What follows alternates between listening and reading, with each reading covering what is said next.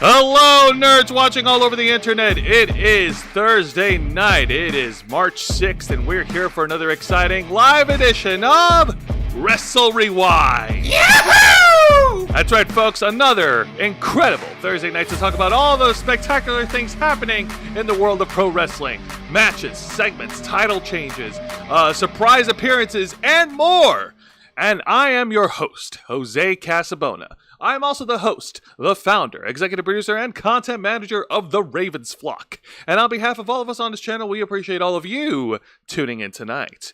And joining behind the camera is the host of the Black Files, my typewriter for Wrestle Rewind, the man who puts in the hours behind all the videos on his channel every single week. The self-appointed People's Champion bestowed upon him by Angel Mendez. That's not self-appointed. Fine, whatever. Angel Mendez appointed you as a People's Champion. Mr. Juan Arauz. Thank you for that fine introduction, Jose. Don't you ever forget the Mr. Wait, hold on. When did this happen? When did Angel name me the People's Champion? Off screen. When? Off screen. Why wasn't I notified off screen? Why are you saying this nonsense now? What is with you? Because it makes just as much sense as The Rock inserting himself into storylines. You're impossible. Yeah, I know. And you're a simple creature. Well, thank you. I appreciate that. And much like all our other shows, folks, we are simulcasting on YouTube and Kick. So hit the subscribe or the follow button on the bottom right corner of your screen. Click the bell icon to enable notifications. Leave your questions and comments below, and we'll answer as many as we can. And if you wish to go above and beyond to support the Ravens Flock, then you can become an Inner Flocker. And for $4.99 a month, you'll have access to all the perks that comes with our membership. Juan, tell them. Well, for all the Inner Flockers we've got in our chat, and I know we have plenty, go ahead and show off those lovely membership badges and custom emojis, letting everybody know that you're here to help rescue the Ravens Flock from the clutches of late-stage capitalism to become full-time streamers. Since 2013, we've been working hard, staying strong, making your voice our mission. The only thing standing in our way now is the fact that we have to work 9 to 5 jobs just to keep the lights on. And even that's not a guarantee these days. But what you can do to help break us free from this is what you've been doing this whole time, which is sharing the Ravens Flock, supporting us by liking, commenting, sharing, subscribing to us, and hitting the notification bell to make sure that you stay on top of all our content here. And of course, if it's within your means to support us monetarily, but you're not exactly ready to commit, wrong plug there, not yet. I jumped the gun there, my bad. This is what happens when I'm trying to reorganize stuff in the middle of the show. Then you can also throw a couple of bucks our way through either Cash App or our tip jar on PayPal. Just go to those tiny.cc links for us, and you'll be able to drop it off right there without any sort of problem. And that's not all. You also get access to members first and members only content, a special discount to our merch store, link in the description below, and you get access to all of us, the Ravens Flock, your favorite motley crew of nerds, here to make your voice our mission by providing us your thoughts, your input, your feedback, and your ideas to better shape the future of this channel to suit your tastes and needs. I hate to cut you off, but you forgot one important thing, Juan. Right, that with the more you share, the more people join us, and the more people that are subscribed to us, the more Inner Flockers come out of it, and before you know it, we'll be completely self-sustaining. Thanks to you, we'll be able to work for you, and we'll be able to work on our own terms. With your help, we can and will succeed. Yay! I saw Nikki Bella in the chat helping hold it down. Thank you very much, Nikki Bella, for being a part of the team. But pray tell, Jose, why don't you let everybody know exactly what it is that we do here on Wrestle Rewind? Well, here on Wrestle Rewind, we review 3 of the most exciting pro wrestling programs in North America today. That is WWE's NXT, AEW Dynamite, and TNA Impact. So we're still on the road to WrestleMania. We just kicked off the month of March. WWE Elimination Chamber has come and gone. More on that in a little bit. And now we're on the road to AEW Revolution, which is this Sunday on March 9th over in California. And we also have TNA Sacrifice that's happening tomorrow night. Wait, Sacrifice is tomorrow? That's right. Get your calculators ready, Juan, and pump those muscles. Because we're gonna do some Steiner math. No, we're not. Your chances of that happening with my sorry overworked ass are drastic go down. That's not how this shit works. And of course, we're also going to be gearing up for NXT Roadblock, which is happening next Tuesday, and it's going to be over at the Madison Square Garden in New York City. Woohoo! Yeah. Yeah, you see what happens when WWE works together with TNA? Together they co-opt us awesomeness. Wait, how is the co-opting? Oh yeah, well, it's not co-op. No, the co-opting means basically using someone else's effort and then taking credit for it. Oh yeah, that's true. Okay, not co-opting, but more like shit. I can't. Well, together they make awesomeness, and that's what we want. There, shit. Keep it simple. Don't try to use words you don't know. Listen, you're not the only one that's a working. Dictionary. You're not the only one that's a working person. Okay. All right. I also work too. You're not the only one that works. And when I work, I also get drained, and that's why I need help. I need a certain kind of help. You're a working person now. Did you honestly think that you're the only person in the world that works? No, but I mean, like, what are you selling? I mean, okay, listen. You want to know what I'm selling? You want to know what I'm selling? I'll tell you what I'm selling. He still doesn't get it. Shut up. And this is straight from our partners at Glitch Energy. Ah, okay, that's what we're up to. Okay, well, of course, folks, which is why we here at the Ravens Flock are proud to continue being partnered up with our friends at Glitch Energy. Glitch Energy specially formulated smart energy blend keeps you running strong all day long, just like the Ravens Flock, with zero sugar, zero carbs, 0 calories, 0 lag, and 0 crash. And if you head over to glitchenergy.com, make sure that you have them bookmarked because you never know when they'll be dropping new flavors over here. For example, inspired by the Tribe Grey Wolf team, the brand new Zombie Stomp flavor is out and it's available, and this is a yummy cherry limeade flavor. Very tasty, very handy, and I'm actually looking forward to seeing what these guys can do while they roll this out. And just like us here at the Ravens Flock, our partners at Glitch Energy believe in transparency. They believe in making sure that their audience is informed. They're not going to insult you by trying to hide their ingredients. They're going to tell you everything that's in their smart energy blend. You see, they have one formula called Alpha Zeiss, Cognitique, and Infinergy, and Astrogen. Those 4 ingredients are like different proprietary formulations of stuff. That's estrogen, not estrogen. Astrogen. I know. As in ginseng. Yeah, but it's easy for people to get those confused. But go on. Yeah, no. And you see here, they're not even going to hide anything else over here. Other ingredients include this stuff over here. You see sucralose and natural flavors and colors and all this good jazz. You see that? That's because these guys don't want you to feel dumb. They want you to feel smart. They want you to be smart. They want you to shop smart. And shop S-Smart. And speaking of shop smart, if you go into glitchenergy.com and use our promo code FlockFuel, you will receive a 20% discount on your order. So don't delay. Start off the month of March. Go to glitchenergy.com, get your hands on Zombie Stomp, and use our discount code to save a couple bucks and give your body the energy it needs. We want to thank our partners over at Glitch Energy for including us in their Glitch fam. We really appreciate it. We're awesome. We don't have to worry about the zombie apocalypse yet. Groovy. You sure about that, Jose? I said yet. I was making Evil Dead references and you couldn't even throw that up for me? God dang. This is what happens when you're out of energy, Jose. Also in the chat, I see Lisa Boo up in here. Thank you very much. And Planet Q's Queen, who has been an inner flocker for 26 months! Yay! Hi, boys in Florida. Hope you liked the pics from last night of the coked out Dewey. Oh yeah, on our Twitter, our friend over here, Planet Q's Queen, has been sending us their front row seats photos from last night's episode of AEW Dynamite. And where Tony Khan addressed the crowd? Mm-hmm. Oh god, let's see how ridiculous he looked. Do we want to show people? Like, is it okay to show people? I think it would be okay to show people. It's okay to show people. Okay, so where's Tony Khan? He's up here. All right, so okay, there he is. He looks happy. Hang on a minute. I don't want to. Sorry, hang on. I was not intending to drop your info there. Sorry I about thought you that. were censoring because CM Punk. No, what the hell, no? I'm joking. No, CM Punk is a man. I know. He's the best in the world. I'm being a dork, dude. All right, so there's the Don Fallis family. Yeah, Wait, there's is Mark. That's Mark. That's Brian Keith. Why is Brian Keith out with the Don Callis family there?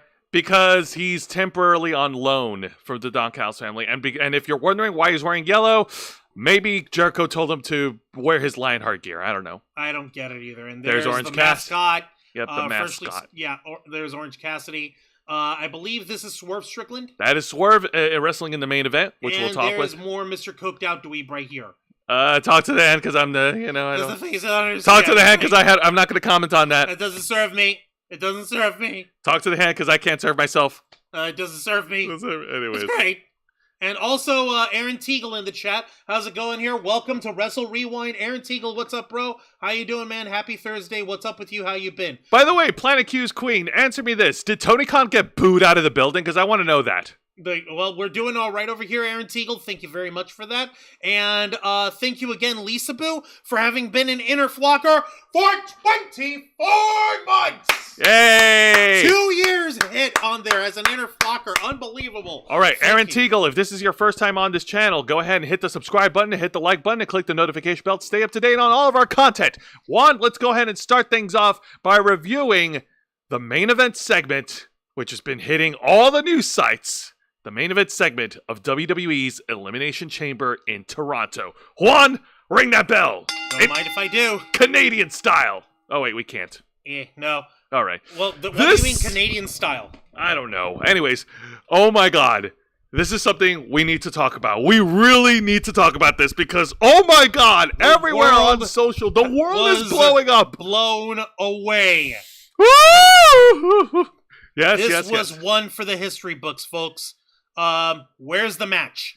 There is no match. It's the match is the main event. This is just a segment afterwards. I said the segment. No, you just what the hell? I thought you were gonna talk about the match. No, we talked about it ahead of time. I never said match. Yes, you did. No, I said segment. You said match. I can easily pull up our chat and I can disprove you. I can easily say I want to hear about the match. I mean, you need the drama to build up to all of this going on here, for crying out loud. What is wrong with USA? What you doing this for?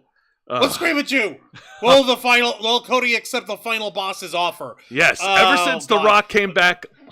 I'm over here thinking that we were starting off with the actual men's elimination chamber match that had Damian Priest, Drew McIntyre, Seth freaking Rollins, CM Punk, John Cena, and I'm sorry, I forgot. Oh yeah, Logan fucking Paul. Yeah, him. I'm not joking. I legitimately blanked out who the sixth fucking guy was. It's okay. It's okay. Are you gonna say it? Am I gonna say what? What am I saying? I don't know. Say it. Say it. We're gonna get to it, but first I'm sorry, Juan. This is important. Wait. We need to talk about this. We have to. We have to do this, Juan. We have to feed the algorithm. Okay. Well, on the one hand, fine. On the other hand, I don't know what's worse: Tony Khan being a coked out dweeb, or Rock the Dwayne Johnson being drunk off his own supply. Literally. He was downing his own, his special brand of Dwayne Johnson tequila all throughout the press conference. So I wouldn't be surprised if he was drunk as a skunk all night long. All right, Maybe he's developing an issue. Well, Dwayne Johnson's alcoholic choices notwithstanding, Dwayne, there is help. The Rock You can beat it. The Rock made his return on WWE TV, and ever since his return, he's had an encounter with Cody Rhodes on an episode of SmackDown, and 2 weeks ago. 2 weeks ago, thank you. And 2 weeks ago, he pretty much cut a promo, pretty much saying the WWE, the board of directors, they appreciate Cody Rhodes' job as the undisputed WWE champion. He's a great champion, but now The Rock wants something else. He wants something that Cody has. And it's not his championship. The Rock wants Cody Rhodes' soul. Which took him all of 45 minutes to spit the fuck out that time. Even The Undertaker doesn't take that long to get in the ring. I forgot to hit the other light. My bad. No, it's okay. I actually liked the way you had it set up earlier. Right, well, this is... Okay, yeah, no, wow. Oh my god, this is bright. Thank you. Anyways, so, and then last week, The Rock tried to bribe Cody Rhodes by getting him his own nicely awesome pickup truck. Nice custom-made pickup truck. Yeah, nice custom-made pickup truck on SmackDown. And he also presented a new belt strap that said Cody Soul, which is pretty much the same white belt strap that he used for Mama Rhodes last year. Motherfucker, what is with you? You can't come up with anything new! Dude, like, Dwayne, seriously, brother, come on! Listen, I love you, man, but what the fuck? 12 steps, man. The first one's always the hardest. Come on, you can do it. Which now we've called a promo, Dwayne. All right? If you're going to be the main man, you're going to have to get good on this part. And by get good, we don't mean write promos on your arm. No, you know what? Maybe that's what it's going to have to take for him to do that again. Because literally, his promos take forever for him to get to the point. He needs to be more economical with his speech. Yeah, if you're the final boss, you're the man who's running the place. You should be 100% fucking way too busy for everyone and their mother. You shouldn't have to spend all today waiting to milk out everyone else's fucking approval and adoration and attention. They have to be on your fucking time. So you don't give a fuck. Spitting everything out. That's how it would actually come out as being a proper heel boss. But what the fuck do I know? I just understand psychology. Please continue. Sometimes a little too well. He's stealing from Hogan now. What with that white weight belt? Anyway, so now we fast forward to WWE's Elimination Chamber. Coming fresh out of his victory, John Cena won the Elimination Chamber. Yes, John Cena won. John Cena won the Elimination Chamber match and has punched his ticket to WrestleMania to face off Cody Rhodes for the undisputed WWE Championship. And speaking of which, there's our champion. Do you want to do the introductions? Excuse me a minute. Yeah, sure. Speaking of the undisputed WWE Champion.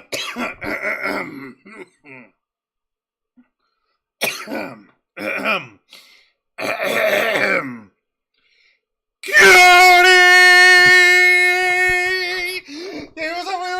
2 weeks ago, he was trying to say he was offering his soul, but he doesn't really know what you're sure. And he's kind of conflicted at the same time because he thinks he has to be being a point when it comes to being a champion and becoming the career champion and becoming the champion for everyone else. And at the same time, he probably has a boss that is alcoholic and a baby that doesn't have the issue, but he's not in a position where he can actually say anything about it, and he's going to be rolled with it because he's a company guy and he's not going to be disrespectful to his boss. And he's over here congratulating one of the greatest legends of all time in the name of John Cena. And he's going to be hanging five with his man George over here, and he's going to make sure that he's going to have one of the biggest matches in history of WrestleMania ever, and only a few weeks over here. Cody Rhodes. Awesome. So yeah, Cody Rhodes goes over to the ring in front of the Toronto crowd and celebrates with John Cena. These two guys are two of the top baby faces in WWE, and they're going to be squaring off in the main event of WrestleMania. But, however, we still need Cody's answer. And a person who's not going to wait any longer is, of course, the final boss, the self-appointed People's Champion, The Rock. And accompanied to him is hip-hop artist Travis Scott with his custom-made WWE Hardcore title. Which is weird, because apparently Triple H gave him that championship and gave it to him hardcored out. It looks cool, and it doesn't look as obnoxious as, getting the People's Champion belt given to you, the same belt that you wanted yourself. Okay, for the record, this is a cool and interesting design. I mean, take a look at that. It's an homage to the old school Hardcore Championship, which was the Attitude Era belt of the Big Eagle Championship belt.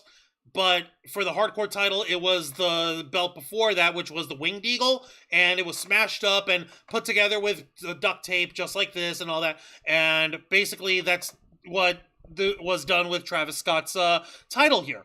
Look, they didn't even bother with the championship side plates over here. It's just saying, it's just the logo on it. Yeah. And apparently Travis Scott was accompanying Rock the Dwayne Johnson whilst herbally infused. You mean like how he was infused on the premiere of the Netflix premiere of Monday Night Raw? Actually, yes. He was getting some of that sticky icky. Damn, he was getting that smoke.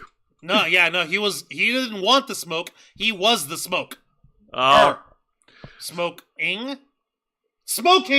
Ha. Yeah, All right. I still don't like Travis Scott, says Planet Q's Queen. I don't blame you. I really don't. He's kind of a dork. And, okay, I get it. We're out in public and adult, theming for a pay-per-view. So him smoking up all over himself isn't all that big of a deal.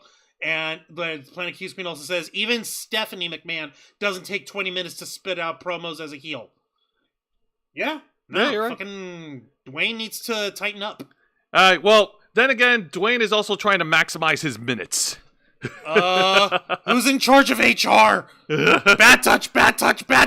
Oh yeah, The Rock with danger! The Rock with his unconsented touch to the undisputed champion. Once again tells Cody that he wants Cody to be his champion. He wants Cody to be the corporate champion. He wants Cody's soul. Nay, he needs Cody's soul.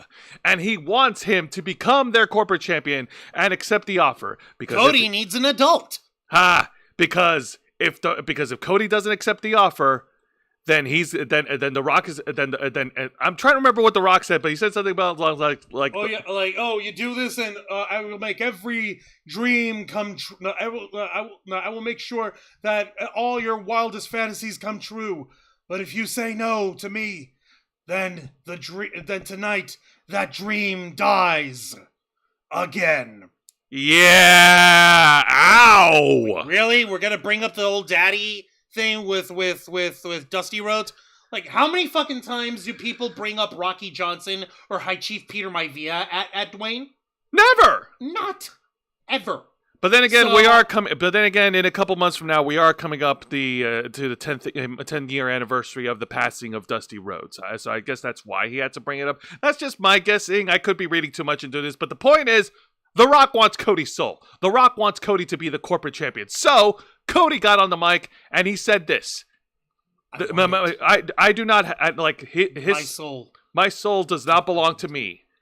Because I gave that soul. No, because I already gave my soul. Because I already gave my soul to this ring to these people a long time ago. And then, without censoring, Cody Rhodes told The Rock, "Hey, Rock, go fuck yourself."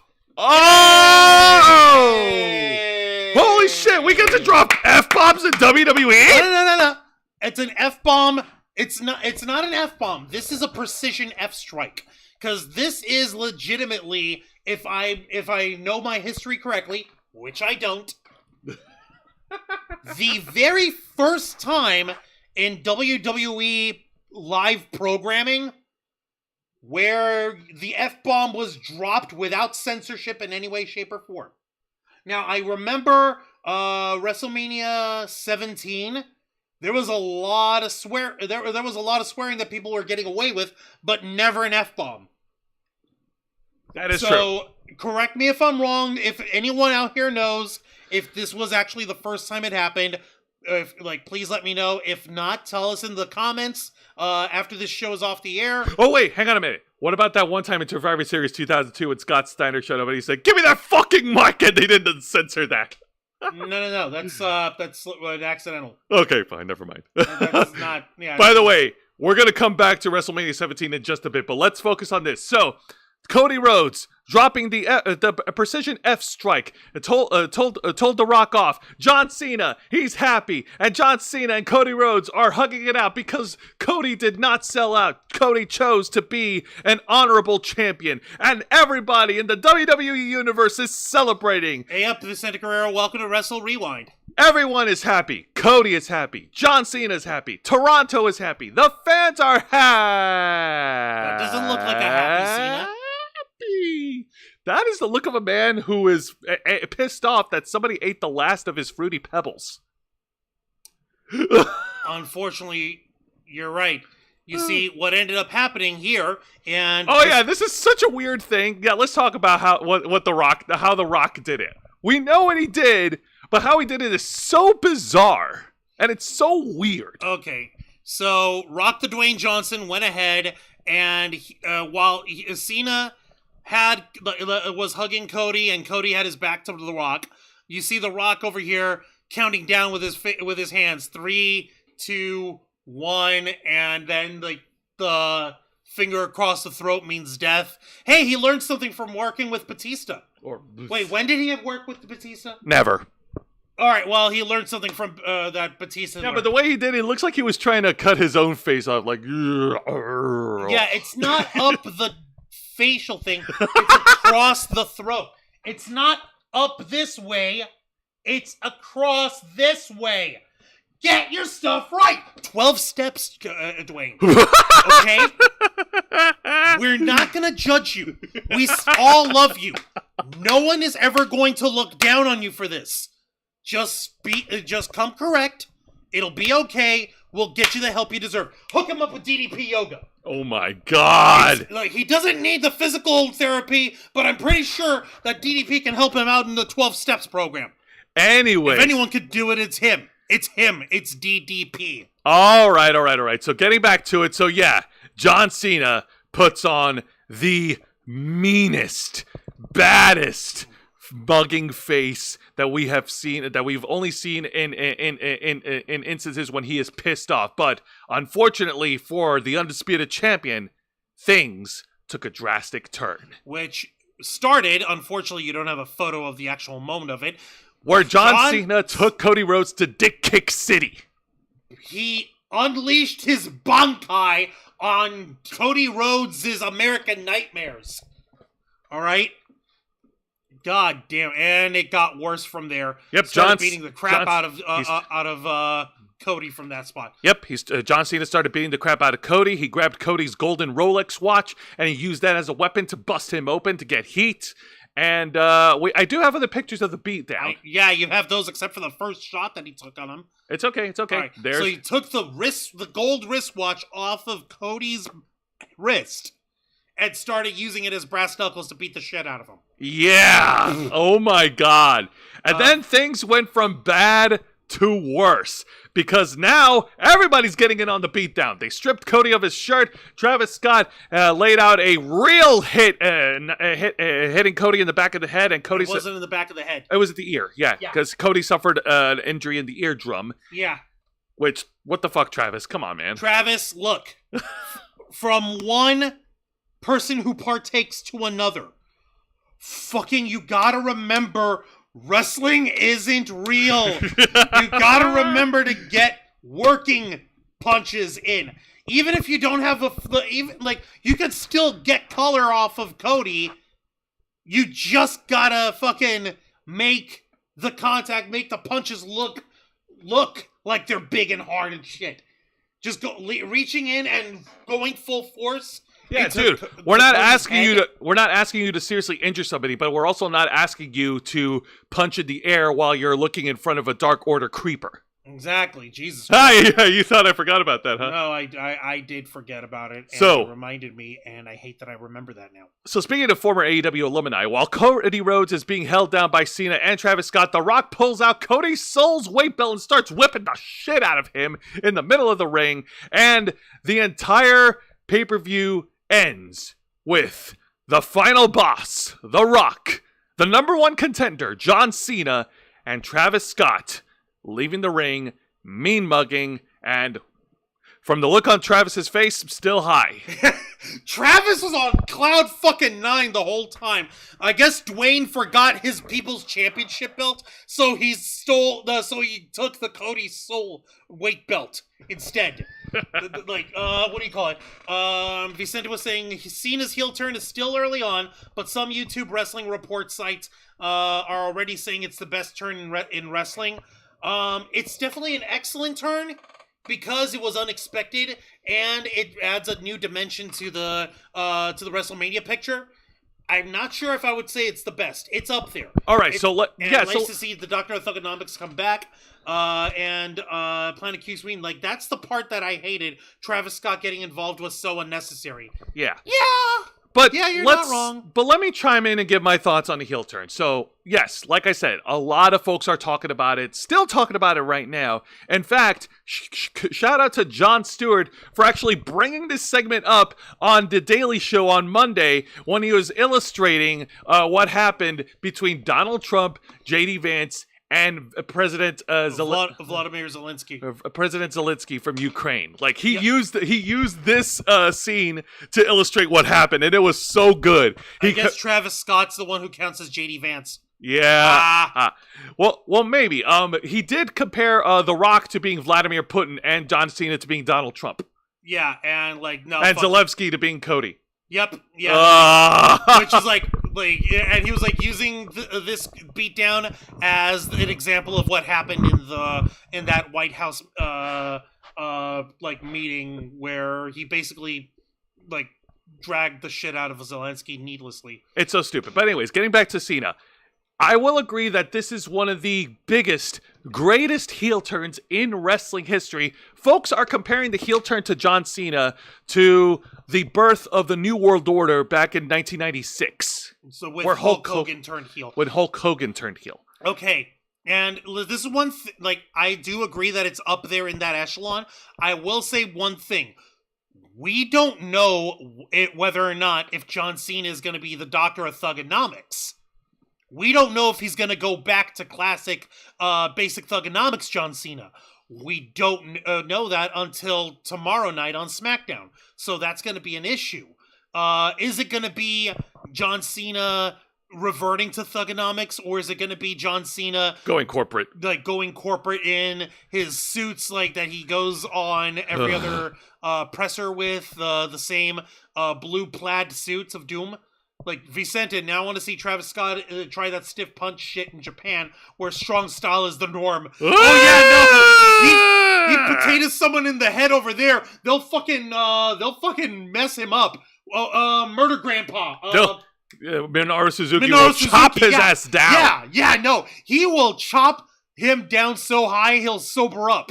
But that being said, getting back to my thoughts here, I would argue and say that John Cena's heel turn is actually up there when Stone Cold Steve Austin turned heel at WrestleMania 17 in 2001. That one was kind of dumb.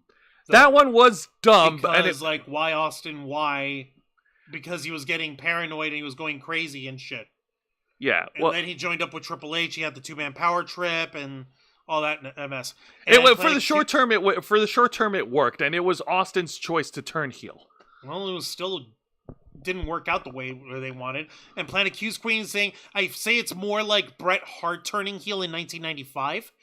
That one is interesting. 95? Don't you mean 1997? Yeah, I thought he was heel in 97, or I'd be a big yeah, he was. Yeah, well, Bret Hart turned heel in 1997 for the first time when after his WrestleMania match with Stone Cold. Right, that's how it happened. Okay, yeah, it must have been 97 then. And that one was a little bit more layered because we don't know how we're gonna get the explanation or the reason or the statement from John Cena, because the last time anyone tried that was the Elimination Chamber press conference, in which all he did was pull the microphone out of the stand, dropped it on the table, and left. Kind of like what I did. Except you didn't chuck yourself in the nuts, so... No, I didn't chuck myself in the nuts thing. Where will this go? We do not know. We all have different opinions. We all have different opinions about the heel turn, but the point is that, like Juan said, this is adding a new dynamic to the WrestleMania main event, and who knows how long this heel turn will last. After all, this is John Cena's last run in the WWE. It is, and that's why this is going to make it a little bit weirder, because they have all his farewell tour merch being printed out, and I'm watching kids all over social media and their parents recording them these children either crying and weeping or saying, I don't like John Cena anymore, he betrayed Cody, and throwing their John Cena toys and shirts. Oh no! Those kids! Those poor children! What do you call it? Everyone's making Make-A-Wish jokes with him, like, oh, he's gonna start Take-A-Wish, where he's taking away shit from kids. And speaking of Make-A-Wish, CM Punk, like, I'm not gonna get too deep into it, but in the aftermath of the Chamber match, CM Punk went on the mic, opening up on Monday Night Raw, and he chewed the fuck out of The Rock and John Cena. Mm-hmm. Where basically, like, Punk was saying, like, I fucking knew it all along. I knew you were a phony. I knew you were a fucking stooge. And this is the undeniable proof. So fuck you. And keep in mind, folks, WWE had many opportunities in the past to turn John Cena heel in his over 2-decade career. But doing it now will actually, if you look at it in long term, this shit is going to feed generations.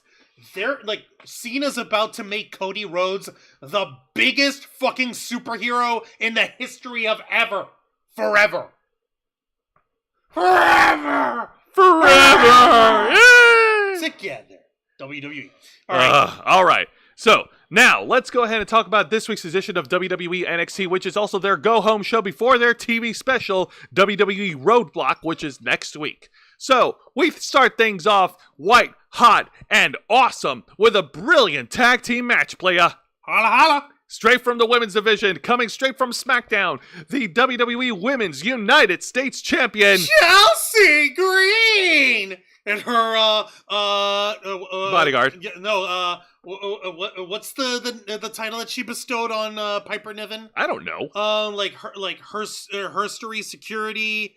Something about I don't remember. Don't worry about it. Her bodyguard, Piper Niven, taking on the awesome team of Zarya and Sol Ruka. Okay, so we've seen Zarya and Ruka teaming up in the last couple of weeks. They've been doing a good job. We've got a nice little storyline working out, and we'll see how everything works from there. They built a friendship amongst each other. And last week on a backstage segment, they were called out by Chelsea Green and Piper Niven after showing the disrespect to the Women's United States Champion, and that's how we came to this match. So, let's go ahead and talk about it. So, we start things off incredible here. Sol Ruka and Chelsea Green sharing a few minutes into the ring. You could see Sol Ruka putting the Women's United States Champion through the ringer. Secret Harvest! Thank you, Planet Q's Queen. Wait, right. Secret Service agent? Yeah, that she was part of Chelsea Green's Secret Harvest. I remember. That's the part that I was remembering. Secret Harvest agent, SHA, so she's a Shah. The Shaw. Anyways, so what do you expect from Chelsea Green? So Sol Ruka gets in the ring and he whips Chelsea Green's ass for Sol Ruka whips Chelsea Green's ass for a minute or two before Chelsea tags in her Piper Niven, and then Sol Ruka tags in Zarya, and we got a meaty powerhouse exchange between Piper Niven and Zarya. So beefy ladies beefing with each other is slapping beef. Yeah. So much beef. So much strength. So much beef. It's so awesome. Yum. They exchanged clotheslines. They tried to exchange big boots. They tried to exchange headbutts. Piper Niven laid out Zarya with a clothesline, but then Zarya got back on her feet and she lays out Piper Niven with a clothesline. Ow! And it's so awesome. The fans were on their feet cheering for all of the action. Cheering for meat? Yes, cheering for meat. And we got some great tag team chemistry from Zarya and Sol Ruka. Look at this. This is one of the moves they do, where Zarya tackles, goes for the chop block from behind on Piper's leg, and whereas Sol Ruka attacks from the top, hitting a beautiful drop kick. Nice, well-planted, well-executed missile drop kick. Gotta love it. Well sequenced for both these women. Planet Q's Queen prediction: John is heel until SummerSlam, when he loses the title to either Randy Orton or CM Punk. That would be insane. But I can understand that. It was supposed to happen in 2010 during the Nexus storyline, but fucking Vince wouldn't pull the trigger. Okay. Yeah, because those John Cena merchants are going to sell themselves, right? Vicente Guerrero, a WWE / NXT event was named with the 400-pound WCW jobber Roadblock in mind. I don't think any of us remember that guy. Wow, that's a deep cut. That is a deep cut, if you remember. Oh, flying. And the action continues. Chelsea Green is knocked out of the ring, and Zarya flies over, doing an incredible crossbody, knocking out Chelsea Green. Zarya, that's Sol Ruka jumps off, doing an incredible top rope crossbody, knocking out the women's U.S. champion and her Shah. God damn. So much glory flying around in the air. Fucking Sol Ruka's believing that she could fly. Chelsea Green's like, oh shit, she doesn't know that physics works. Disbelief was the last thing on Chelsea's mind. After getting nailed by Sol Ruka here. Yep. All right. And speaking of getting nailed, first of all, I do want to point out, we're going to show a picture of it later, but at some point, I don't know how it happened during the match. It was right in front. I was watching it, but I couldn't see it, because it wasn't so obvious.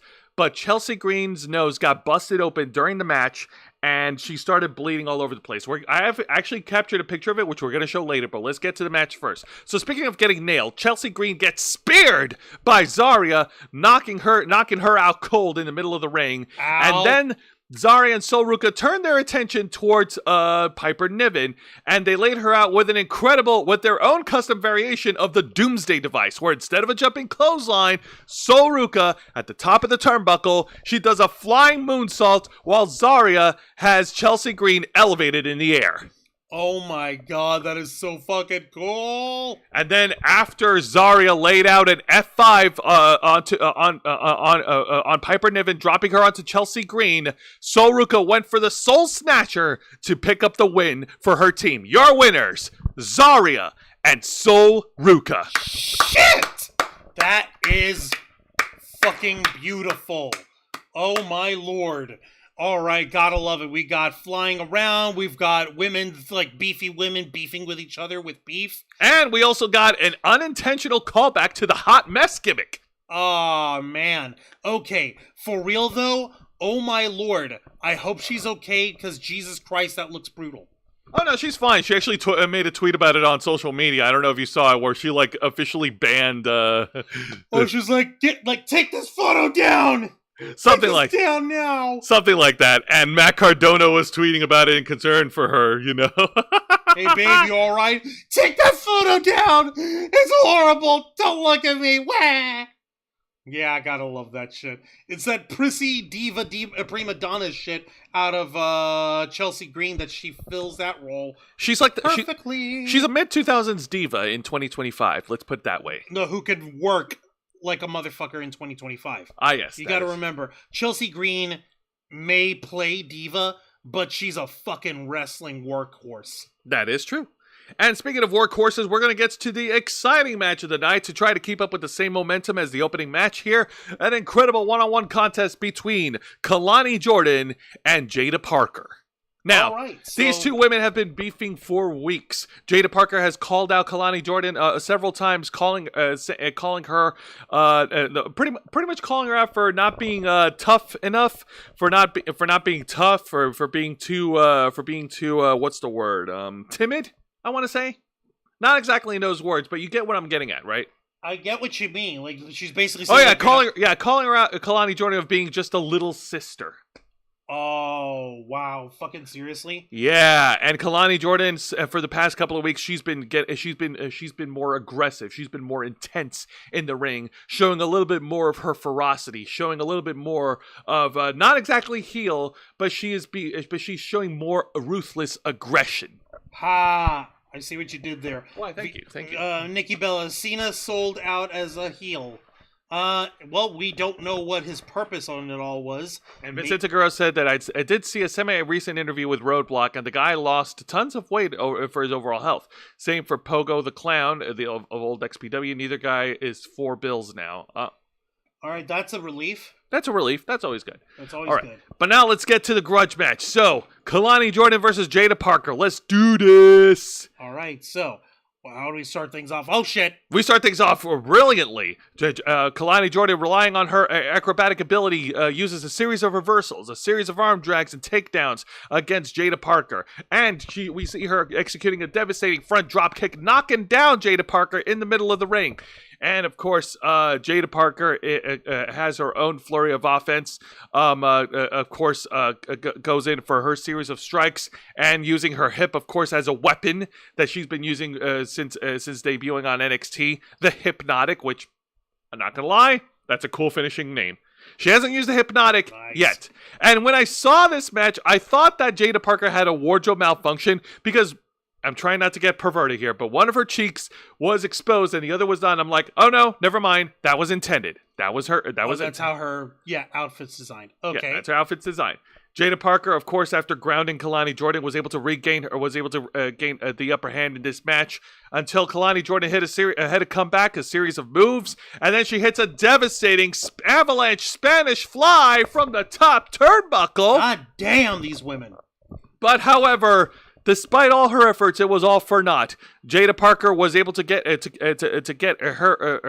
mojo going, and she hits the Hypnotic onto Kalani Jordan to pin and win. Your winner, Jada Parker. God damn. Well, I guess that settles that. And then afterwards, she was right in front of the camera, and she called out Stephanie Vaquer and Julia, saying that she will be watching their match at Roadblock next week.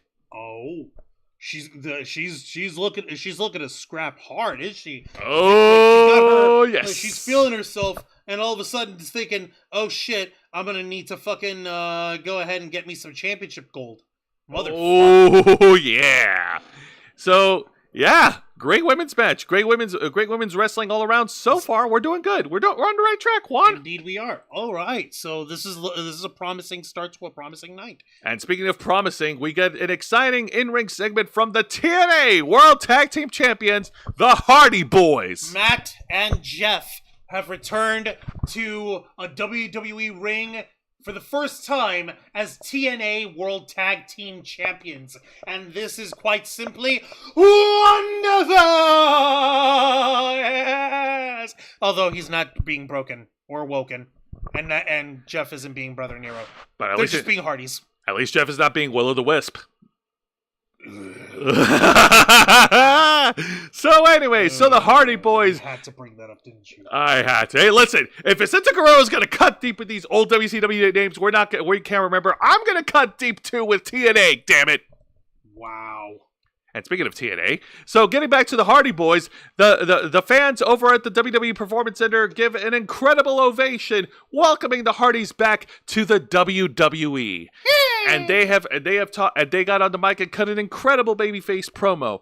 They were talking about all the passion that the wrestlers have over in NXT, the passion, the desire. They're all hungry and they're all doing great. And then they were interrupted by Hank Walker and Tank Ledger. Oh my God, they're officially Hank and Tank.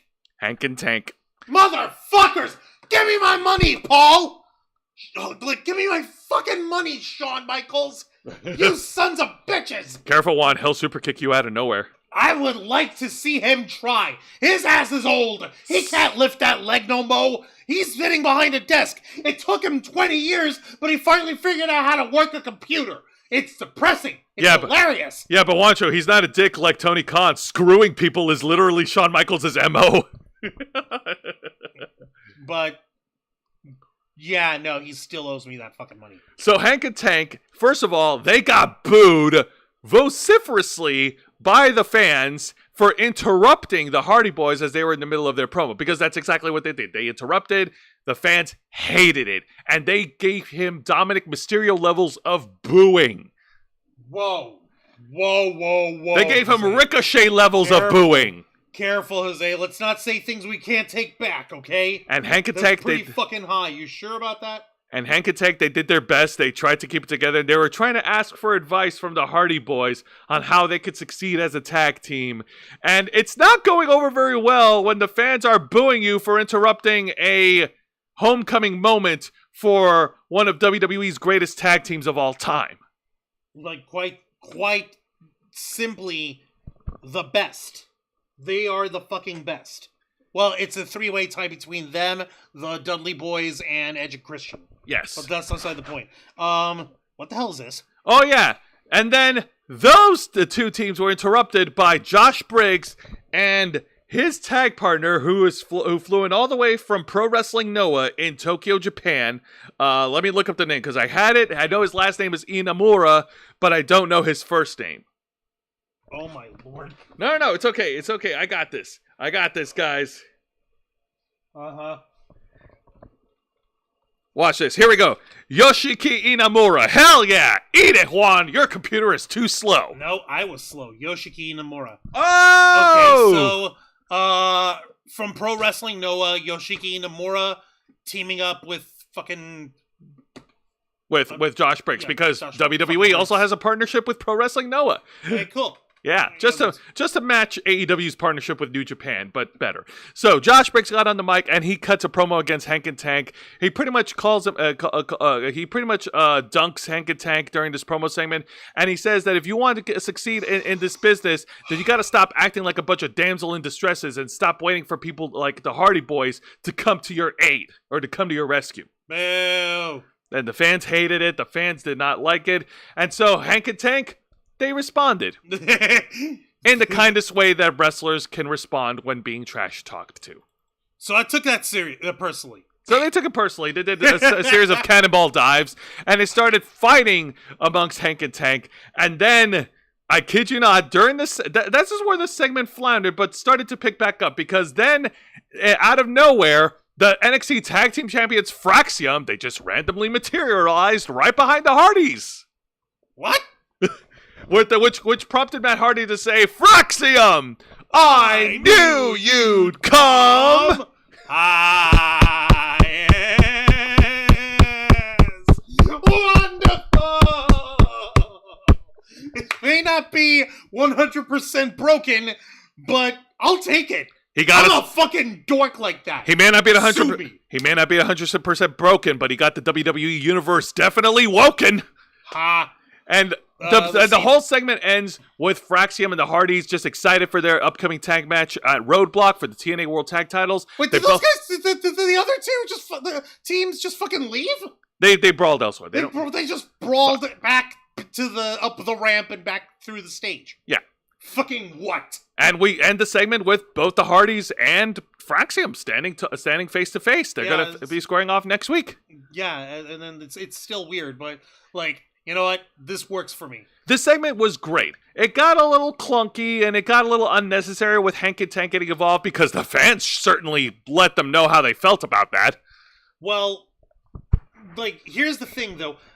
How sincere / sarcastic / rude or whatever were Hank and Tank? Were they actually trying to ask honestly, or were they being snide little fuckwits? No. They were trying to ask They were trying to ask honestly. They were trying to babyface hard, but man, the fans, like, it's hard to hear them. It's hard to hear them. The fans booing like was louder than they were on the mic.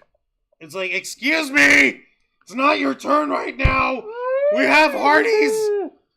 But fumble aside, it was still a good segment because things picked back up because, you know, the other team came by to take the heat off of Hank and Tank. All right. And the Fraxium showed up. Yep. And yeah, got everybody all nice and happy. He sent in the chat, broken Matt Hardy versus pissed off CM Punk would be a great promo battle. Not sure if Jeff was ever broken. He was when during the whole Broken Universe thing, and that's how he was Brother Nero, and he got weird and shit, and he was going as Brother Nero. And speaking of which, the fans were also chanting Brother Nero for Jeff Hardy. Wow, really? Yeah! How original. Hey man, WWE fans remember. They remember everything. We remember every fucking thing. God dang it. Now, unfortunately, I don't have any pictures of this, and there's a reason why. This is actually very disappointing, and it actually was also very concerning. And I've told you about what happened, and we do need to talk about this. This is a women's one-on-one match featuring the Juggernaut, Jordynne Grace, versus Cora Jade. All right. So, All right, so these ladies have had issues for a little while.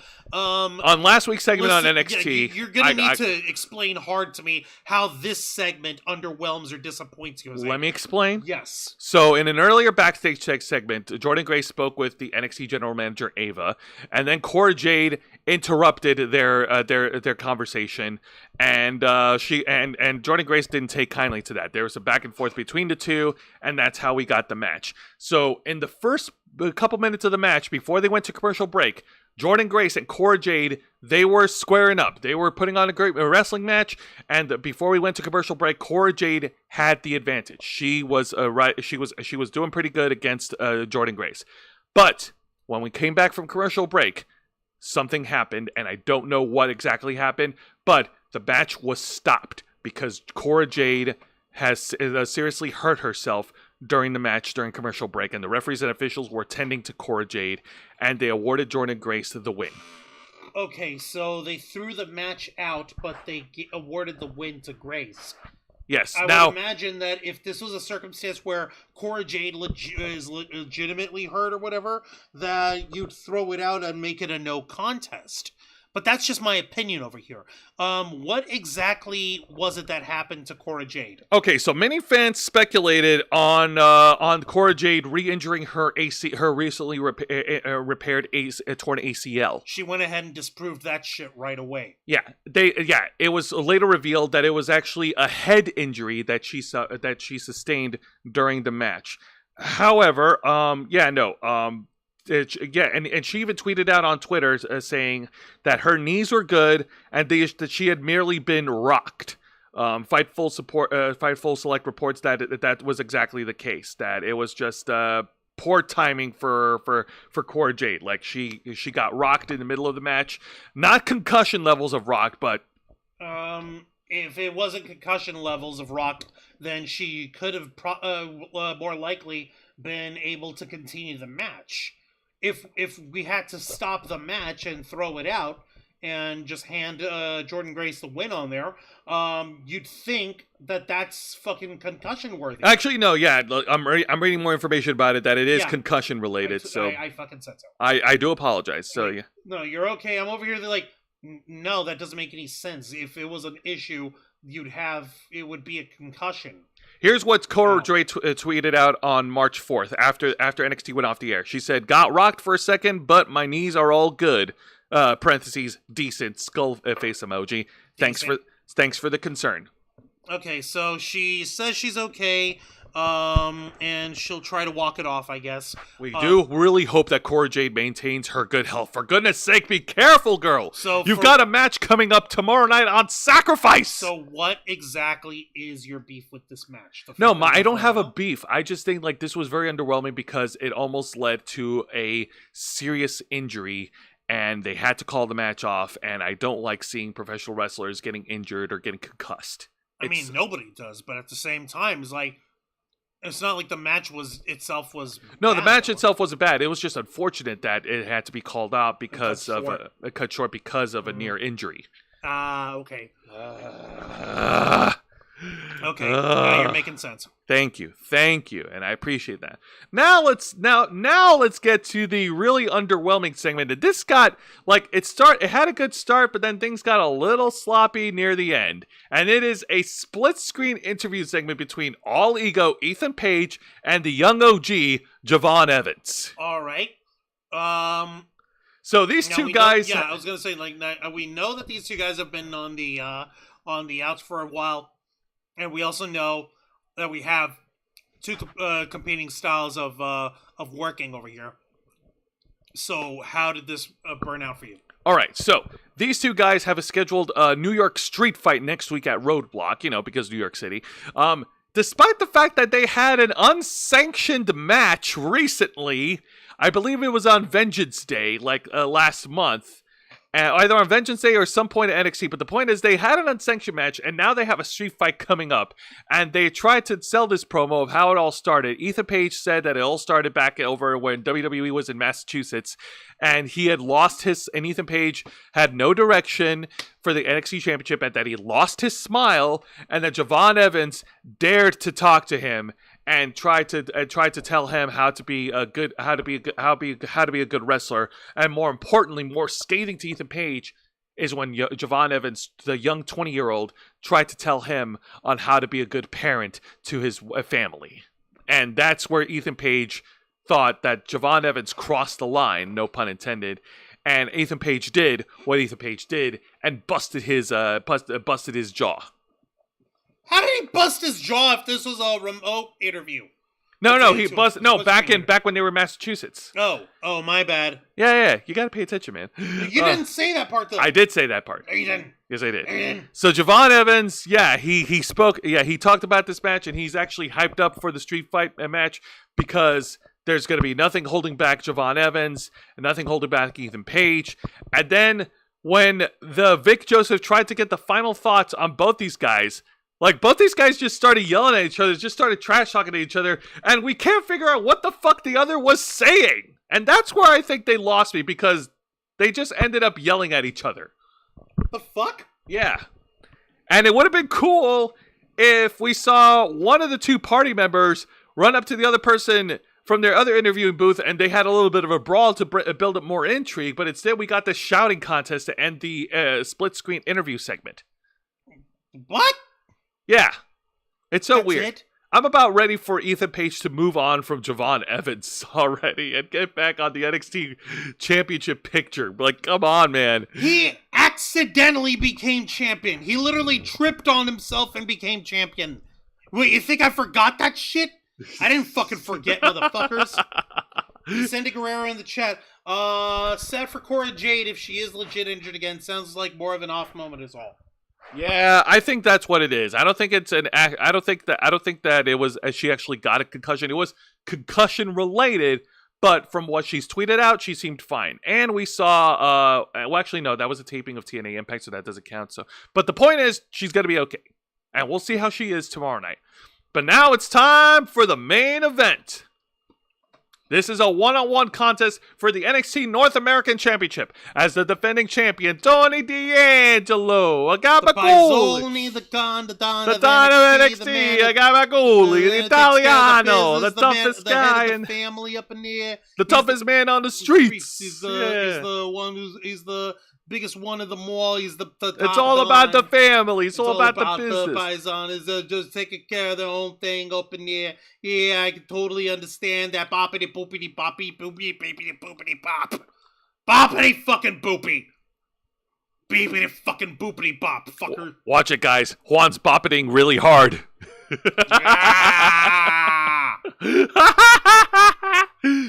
Oh, man. If we keep this up, he's going to spin it in reverse. Oh, yeah? Oh, no! Oh, yeah! Fucking hell. All right.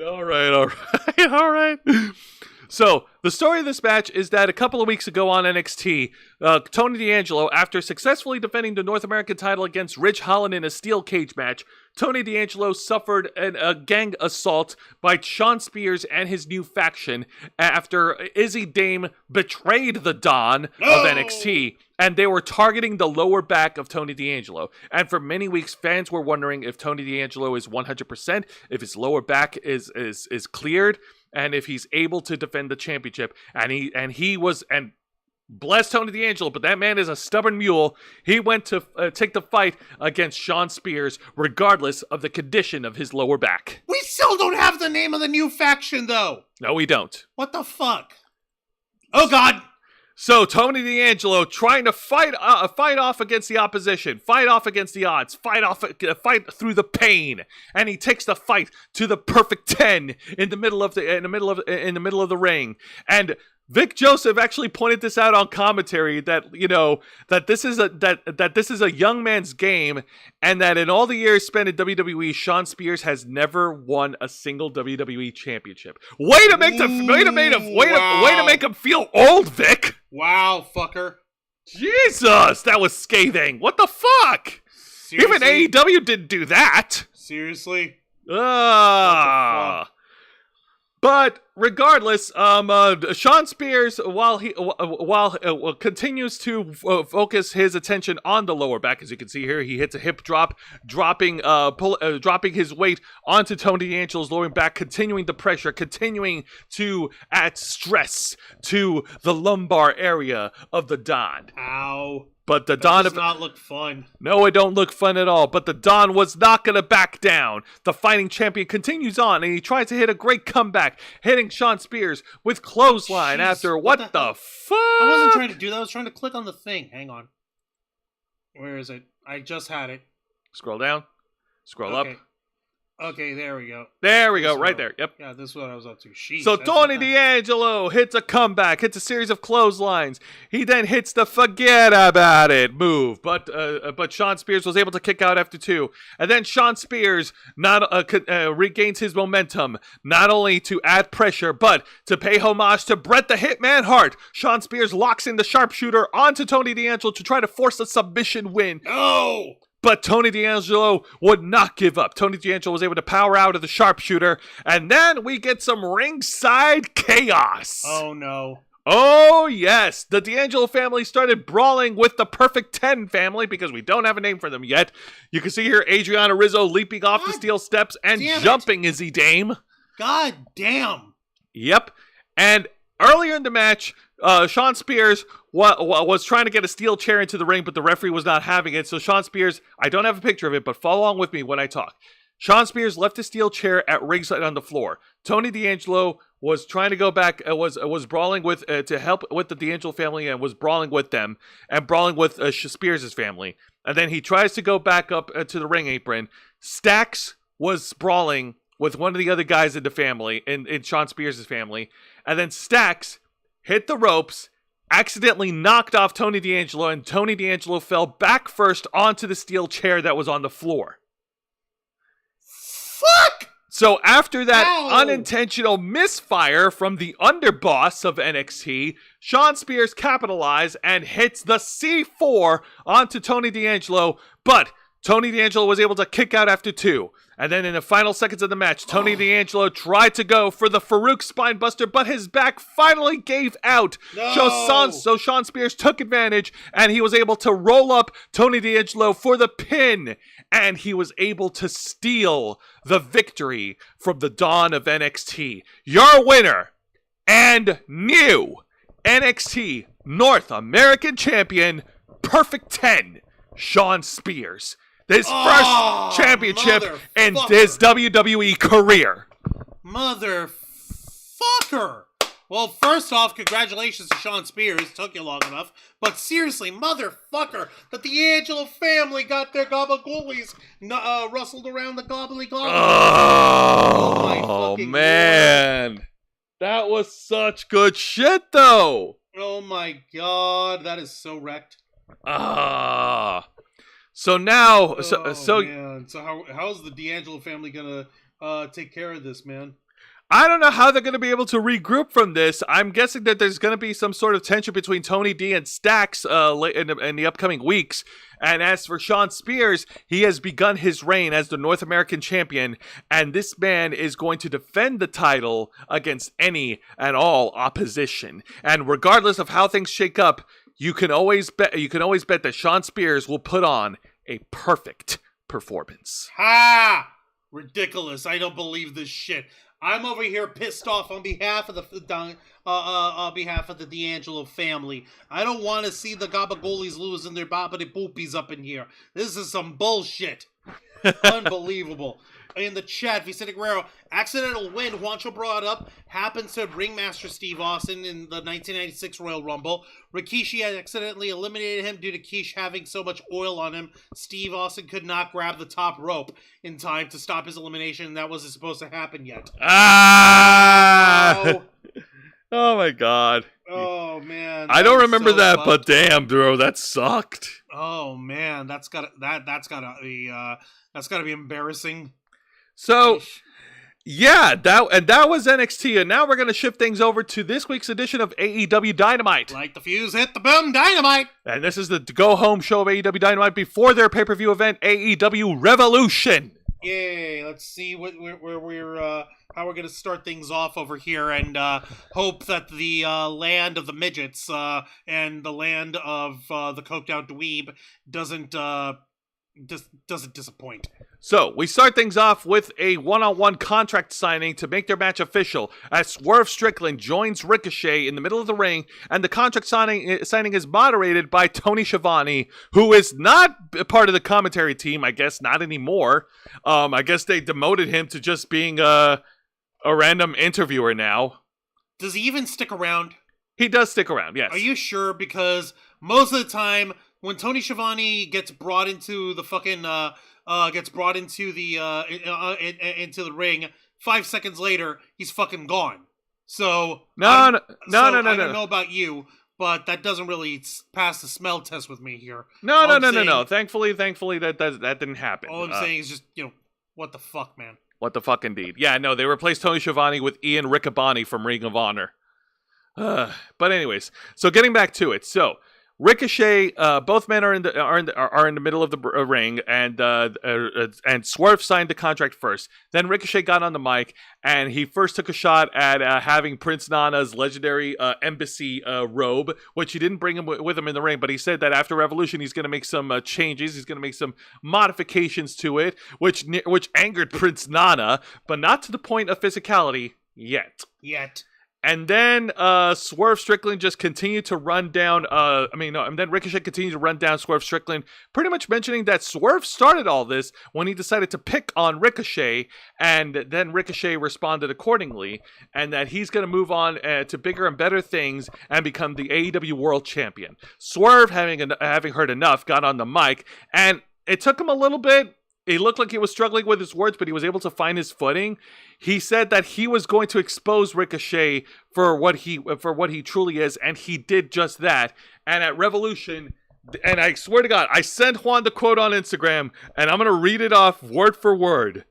Oh, no. Oh, yes. Also, yep, Mr. Quake, welcome to Wrestle Rewind. Sorry I'm late, feeling under the weather. No, it's okay, man. You're all right, Mr. Quake. Just focus on healing up, all right?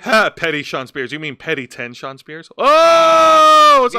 Other than now being a new North American champion, Spears won it life already by marrying one of the Iconics. Yes. Fuck, you're right. Oh, yeah, that's right. He's married to Cassie Lee, a.k.a. Peyton Royce. So, Swerve said this to cap off the contract segment. He said, there's only going to be two things you'll be remembered for. One of those things is that Swerve briefly revived your career. The second being your ring announcer wife. And then everything ended in physical calamity as Swerve and Ricochet started fighting each other. And then Ricochet got the upper hand and he tried to pull out his golden scissors. He tried to strike Swerve, but Swerve held back, blocked the strike, and he pulled out his own pair of scissors and started stabbing Ricochet in the head. What? What? All the scissoring and the Acclaim has broken up. Nowhere to be found. I know, right? Okay, are Swerve's scissors also gold-plated? No, they're black. The look on your face. At least they're not gold. What? What the fuck? This is actually a really good segment, and both these guys actually cut really good promos. Alright, so the promos are okay. The promos are good, but did we have to add the last bit of shit in there with them stabbing each other with scissors? Well, Wancho, it's a historical fact that contract signings in wrestling always end in a physical fight. That's not what I mean. You need the scissors in there. Fuck. Carbonized Stardust is in the chat. Hey up, Carbonized Stardust. Welcome to Wrestle Rewind. Welcome. We're just talking about AEW Dynamite. It's crazy that a McMahon is working for Trump. Yeah, Linda McMahon. And apparently he's tasked her with tearing apart the Department of Education. So basically, he's telling her to cut herself out of a job. Yeah. So that's smart. Let's see, Mr. Quake. Hey, Mr. Quake, hope you feel better soon. Let's see. Thanks. Definitely as well. I'm stunned too, since she's a rising star. Wait, are you talking about Cassie Lee? Are you talking about Cassie Lee or are you talking about Samantha Irvin? No, Cassie. Because he mentioned how Sean Spears is married to her. Married to one of the Iconics. Wait, she's been around for a hot minute. The Iconics have been around. Like they just haven't been wrestling for years. For a while. They still the wait. You mean they don't wrestle that much? They haven't been wrestling for years. Really? They've stepped away from the ring.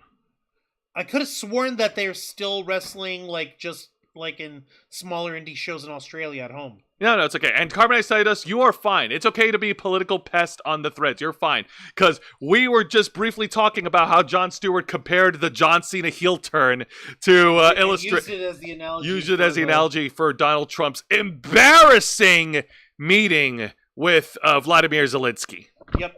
And that was just fucking painful. That was very painful. But now let's... another what the fuck moment there. Yeah!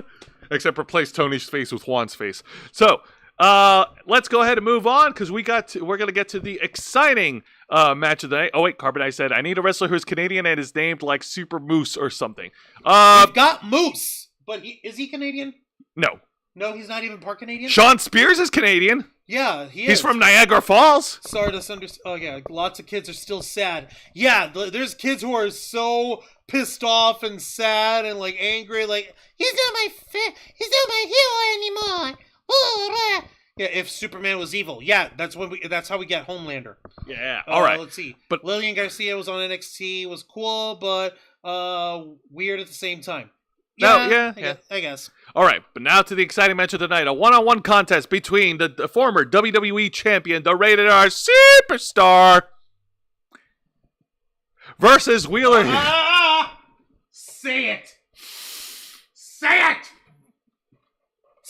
Deliver us from evil! But also Cope. No, what? Find Cope!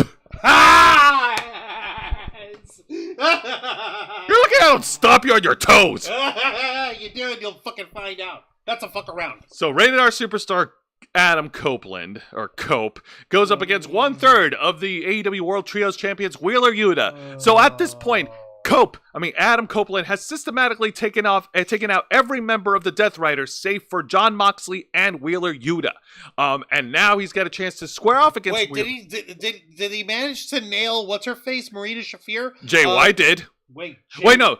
No. Last week, Willow Nightingale did with the Concerto.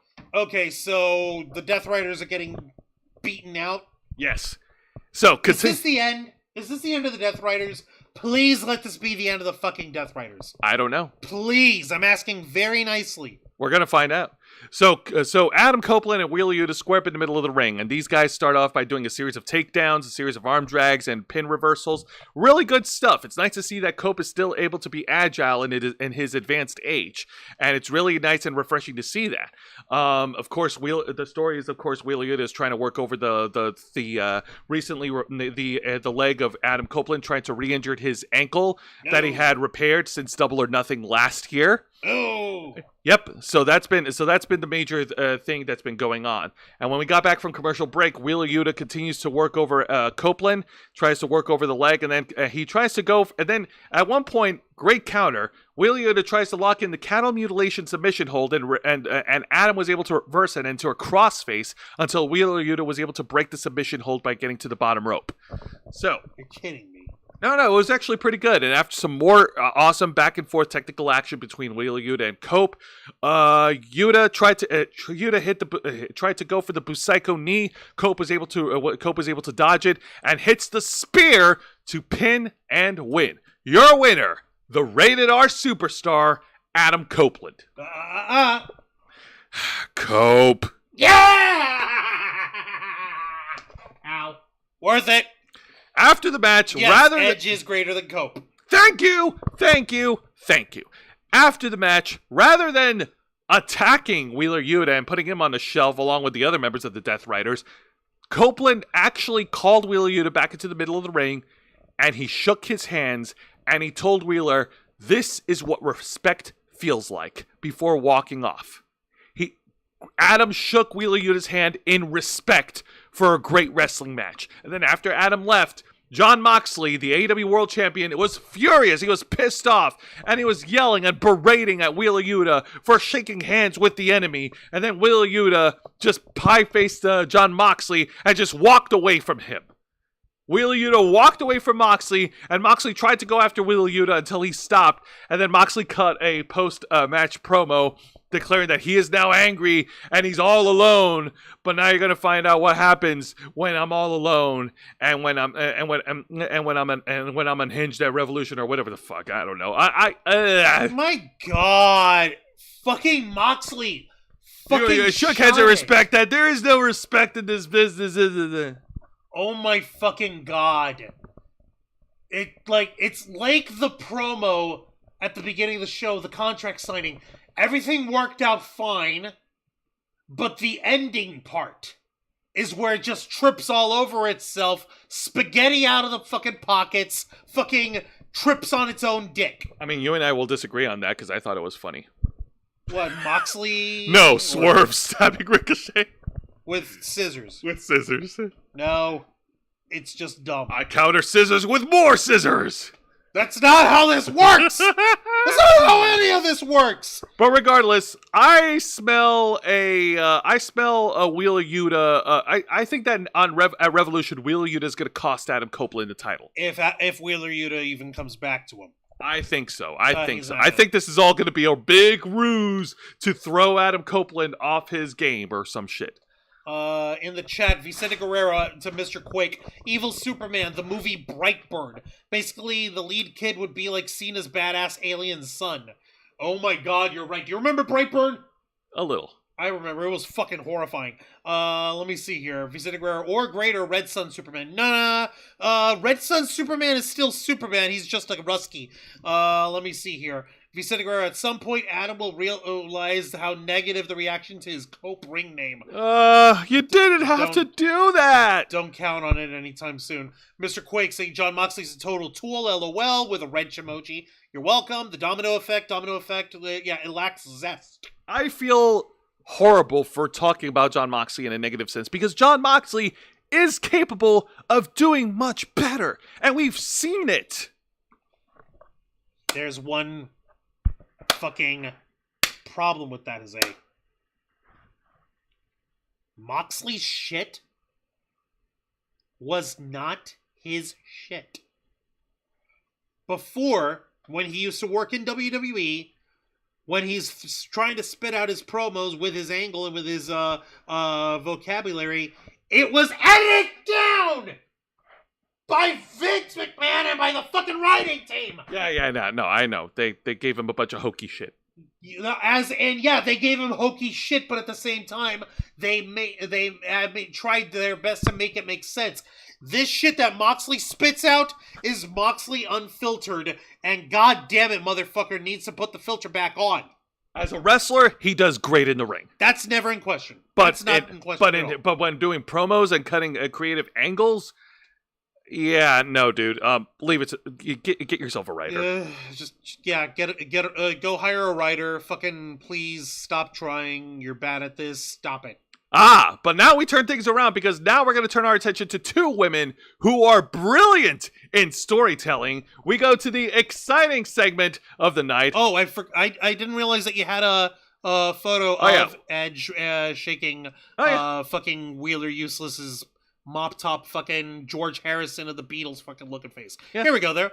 The interview segment moderated by Renee Paquette between the woman from hell, Mariah May, and the AEW Women's World Champion, Timeless Toni Storm, and this is their interview match before their upcoming fight at Revolution, aka the Hollywood Ending. And This was stupendous. It was? Yes, first of all, Mariah May started by spitting at Tony's face, and Renee actually, accosted Mariah May for doing that. Like, hey, what the fuck is wrong with you? Yeah. Oh my god. And Mariah May, she got so evil in her her talking. And she said and she accused that Toni Storm started all this, that she started all that, and that at Revolution, she's going to give her the Hollywood ending that she can't write. And then she goes psychotic, being like, no, we're going to write this ending together.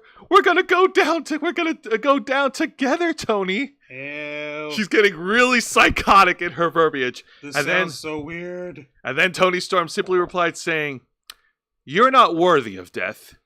Your sentence is that you will continue to live, but you will live in mediocrity. Oh, I was like, nah, I ain't gonna kill you. I'm just gonna beat you bad enough to leave you there to remember. And then, as these two women were about to exchange blows, Renee got in between them, saying that she prays that neither one of them get hurt, which prompted Tony and Mariah to both say simultaneously, "Pray for her." Really? Yes. Ha. This was brilliant. This is pure cinema. Unbe-fucking-believable. Oh my god, I love this. This Nice. is. I know that we crapped on the AEW women, the booking of the women's division in AEW for a long time now. When it's done wrong. When it's done horribly wrong, but this is Fucking one of the few horrible. instances where it's done right. I'm legitimately surprised to hear this as I really am. I didn't get a chance to see the promo myself, but if it's got you gushing this hard, then I'll believe it. Hells yeah. I am Seriously. very excited for this, and I can't wait to see what happens.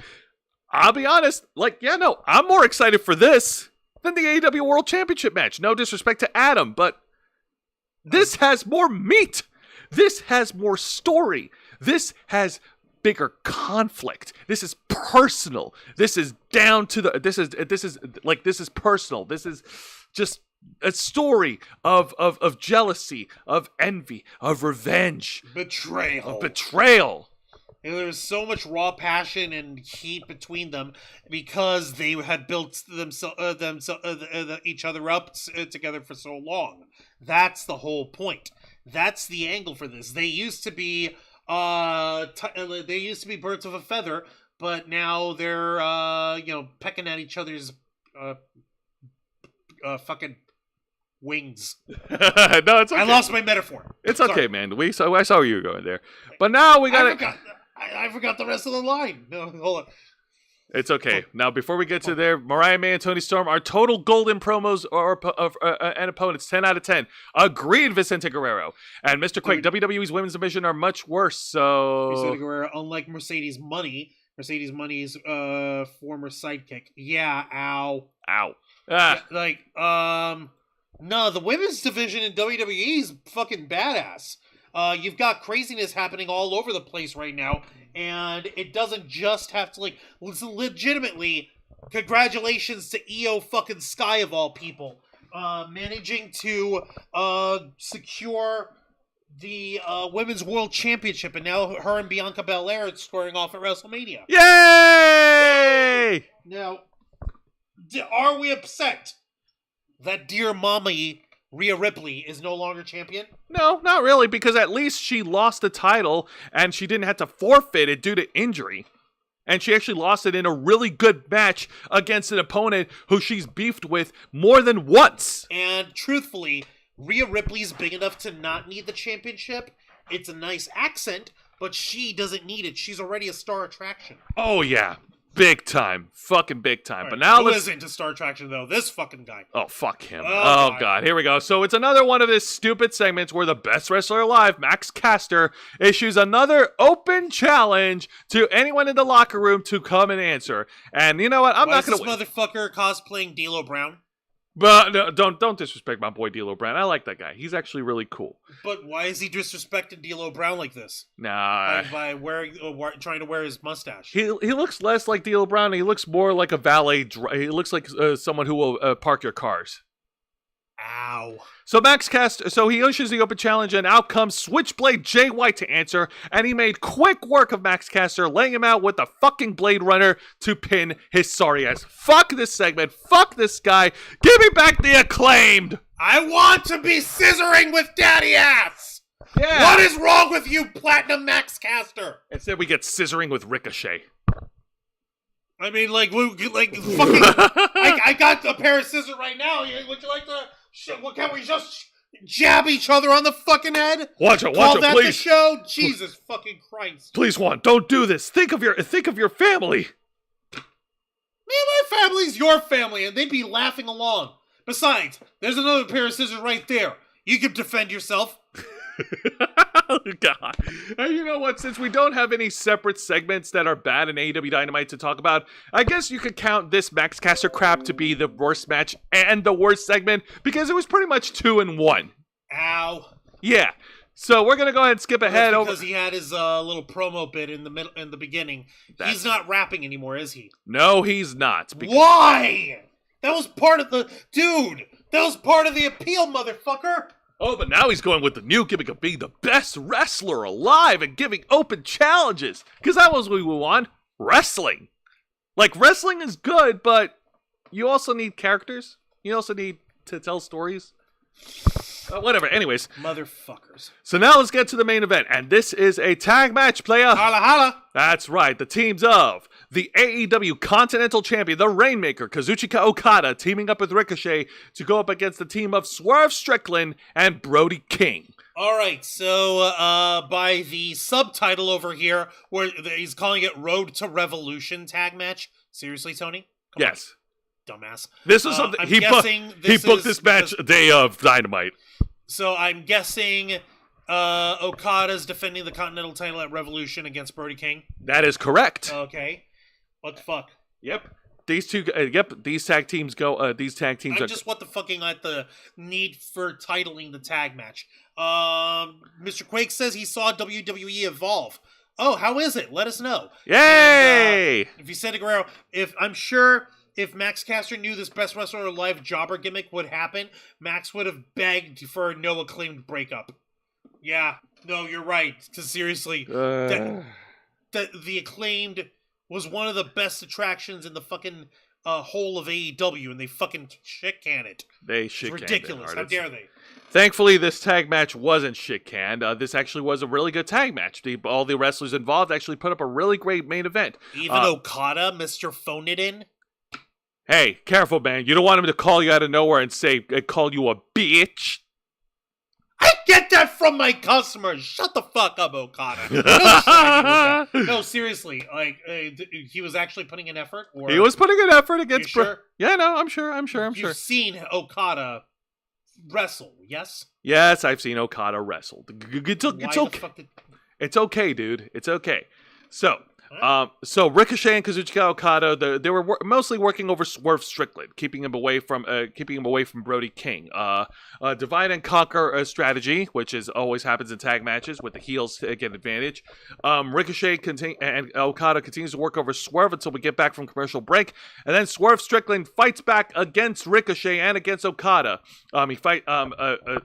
And we got some really cool spots during this match. We got Brody King, of course, brawling with Kazuchika Okada at ringside. There was at one point where Brody King actually did an incredible suicide dive through the ropes and obliterated Okada and Ricochet, which is awesome. The big guy can fly. Shit. Hells yeah. And then we got some good exchanges from Swerve and Ricochet. Ricochet tried to go for a 3-strike move. He tried to go for a knee to the gut, and then he tries to go for a kick to the face of Swerve, and then he tries to spin around and hit a rolling elbow. But then Swerve Strickland was able to duck down and hit and counter it with his own move. Oof. So yeah, no, it was really awesome. And then at one point, Ricochet tries to go for the vertigo. Swerve Strickland was able to counter that and hits the house call on Ricochet. And then he tries to go for that diving down drop kick, but Kazuchika Okada was able to save his tag partner in time. And then Okada and Brody King brawled for a bit. Brody King tried to go for a running cannonball onto Okada. You know, the same one that Kevin Owens does? Oh, I know that one. Yeah, that one. But Okada was able to duck out of the way, and Brody King hit ass first onto the turnbuckle pad. Oh, fuck. Ow. Ow, indeed. My coccyx is whiting. Yeah, no. And then Kazuchika Okada looked like he had the match won for his team, but then Swerve hits the house call onto Okada, knocking him out of the match. And then in the final moments of the match, with the referee knocked down, Ricochet grabs, at first Okada tries to grab the Continental Championship and he tries to cheat, but that's when Swerve knocked him out and the referee was knocked down. And then Ricochet grabs the Continental title and clocks Swerve in the head with it. And then he pins and wins for his team. Your winners, Ricochet and Rainmaker Kazuchika Okada. God damn it! The nerve of these motherfuckers. How dare you? Yeah. No, it was a good tag match. Not as exciting as the Adam Copeland match with Wheeler Yuta, but then again, I'm biased because I'm a fan of Adam Copeland for life. But it was still a good tag match and a good go home segment to end off to finish off AEW and a good go home show to end AEW Dynamite. That okay, I get the point on that one. At least the match itself doesn't sound like it was a giant fuckery of stupidity in there. No. It was ended with the heels winning, which obviously I can understand if it means getting to bring more heat to the heels before the big blow off. So I totally understand. Vicente said that WWE Evolve, it's okay. It's lots of rising talent. It's got vibes of NXT Level Up and 205 Live. Hey, I like 205 Live. I thought that show was great. I thought it had a good idea. No, with as Cruiser. in, like, it's good. Okay, I'll have to check it out. A solid 6.5 on AEW. AEW is stepping up a bit. Okay. Yeah. Not bad. Yeah. I just wish Tony Khan wasn't involved with creative so much. Seriously. But what do I know? I'm just a fan. And now we go to this week's edition of TNA Impact. This is their final TV taping over at Full Sail University in Orlando, Florida. Yeah. That's right. And we start things off in a big way. We start off with a one-on-one contest. Whoa, hello, Jose. Sorry. Usually people got to pay to get that view of you there. Actually, first of all, let me take a candy break. Okay, but talking. In all seriousness over here, I'm just looking at how AEW turned out, and for the most part, it sounds like it turned out all right. Not great because there's still some stupid shit in there, but it wasn't horrible or cringe. Like super mega cringe. There's little cringe moments like the fucking scissors in there, but it wasn't as bad, so that's always good to hear. All right, so we start things off with a great opening contest as the musician himself, Elijah, the former WWE superstar Elias, goes up against Brian Myers, the most professional wrestler and representing the system. All right, so how did this turn out, Jose? Tell us all about it. Well, as we all know, the system have been feuding. It's pretty much ran roughshod on TNA for a very long time, and recently, right now, they have formed an alliance with the Colons. More on them later. And and they're also and together they have formed some weird conglomeration, and they're taking on the likes of the Hardy Boys, and they're also feuding with Elijah and the TNA World Champion Joe Hendry. More on him later. Yeah. So, so getting to the so as far as this opening contest is concerned, we saw some really good action here between Elijah and Brian Myers. Elijah, of course, pulling a page off of the Undertaker's book and goes walks and then does like a little old school. Oh, you know the rope walking. Yeah. Jose with body hair like Albert, like Prince Albert said Vicente Guerrero. Hey, shut up! I told you, Jose. This is why you don't give that shit away for free. All right, that stuff those views are expensive and kinky. Yeah, I know. All right. Quake saying a spiritual successor of the original Evolve as well. Some of the themes started there, some of them started there, i.e. Austin Theory, Gunther, Cody Rhodes, etc. TNA is their own worst enemy. Here we go, NXT TNA Part 2. Check out PBR. All right. And then Elijah is just a ball of fire. He hits a series of chops. He hits a big boot, and it looks. And then Alicia Edwards gets involved and distracts Elijah long enough for Brian Myers to turn this match around. Alicia distracted Elijah, which prompted Brian Myers to throw Elijah headfirst onto the ring ropes, knocking him down. Ow. Yeah. And then Elijah was able to hit his own comeback. He hits a series of clotheslines. He hits a body avalanche onto Brian Myers at the turnbuckle, and then he hits an amazing vertical suplex in the middle of the ring. And then Elijah was able to pick up the win, despite the fact that Eddie Edwards tried to interfere, but that plan backfired. Yeah. This is what happens when when the system doesn't trust itself. Exactly. And instead of using his finishing move, which is the drift away, he actually finishes his opponents off with the Tombstone Pile Driver. God damn. Yeah, lots of Undertaker homage here. And then I was wondering what that's all about. Like, is he beefing with Taker? No, not that I know of. But then after the match, the rest of the system come down, like Brian Myers and Eddie Edwards started brawling with Elijah. And then Elijah was saved by the TNA World Champion. Say his name and he appears. I believe... Ah! Wrong thing. Let's try that again. I believe in Joe Hendry. I believe in Joe Hendry. Joe Hendry runs down to the ring and saves Elijah from the 2-on-1 beatdown, and he can complete with a bright white guitar. Seriously, that guitar is white. It is whiter than his hair. It is whiter than Keystorm. It is whiter than Zayana Rose and Dragon Fang cosplay. That shit is white. Why'd you have to get racial here, Jose? What the fuck? It is whiter than Casper, the friendly ghost. Okay, that's just weird. Oh, man, it is whiter than white meat. Oh, you get the point. The point is it's white. But it was such a the good... guitar is white there. Yeah. All right. Jose! All right, now let's go ahead and talk about the exciting match of the night. And this is a 6-man tag match. Holla. The team of the Northern Armory, which consists of Judas Icarus, Travis Williams, and the world-class maniac, the leader, Eric Young, versus the teams of the Rascals, Zachary Wentz and Trey Miguel, teaming up with Ace Austin. Oh God! All right, so yeah, let's see how this ended up turning out. Because seriously, no one is answering my question. Why are we pushing Eric Young?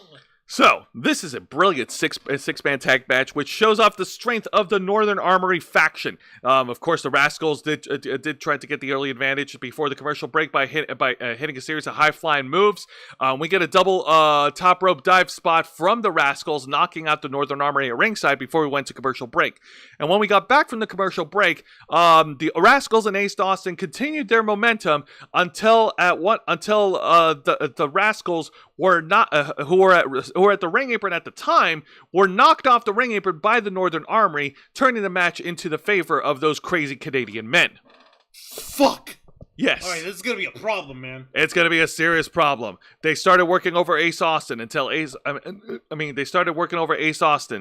Austin was able to mount a comeback. And then, because turnabout is fair play, the Northern Armory were also knocked out of the ring apron, and Ace Austin got the hot tag onto Trey Miguel.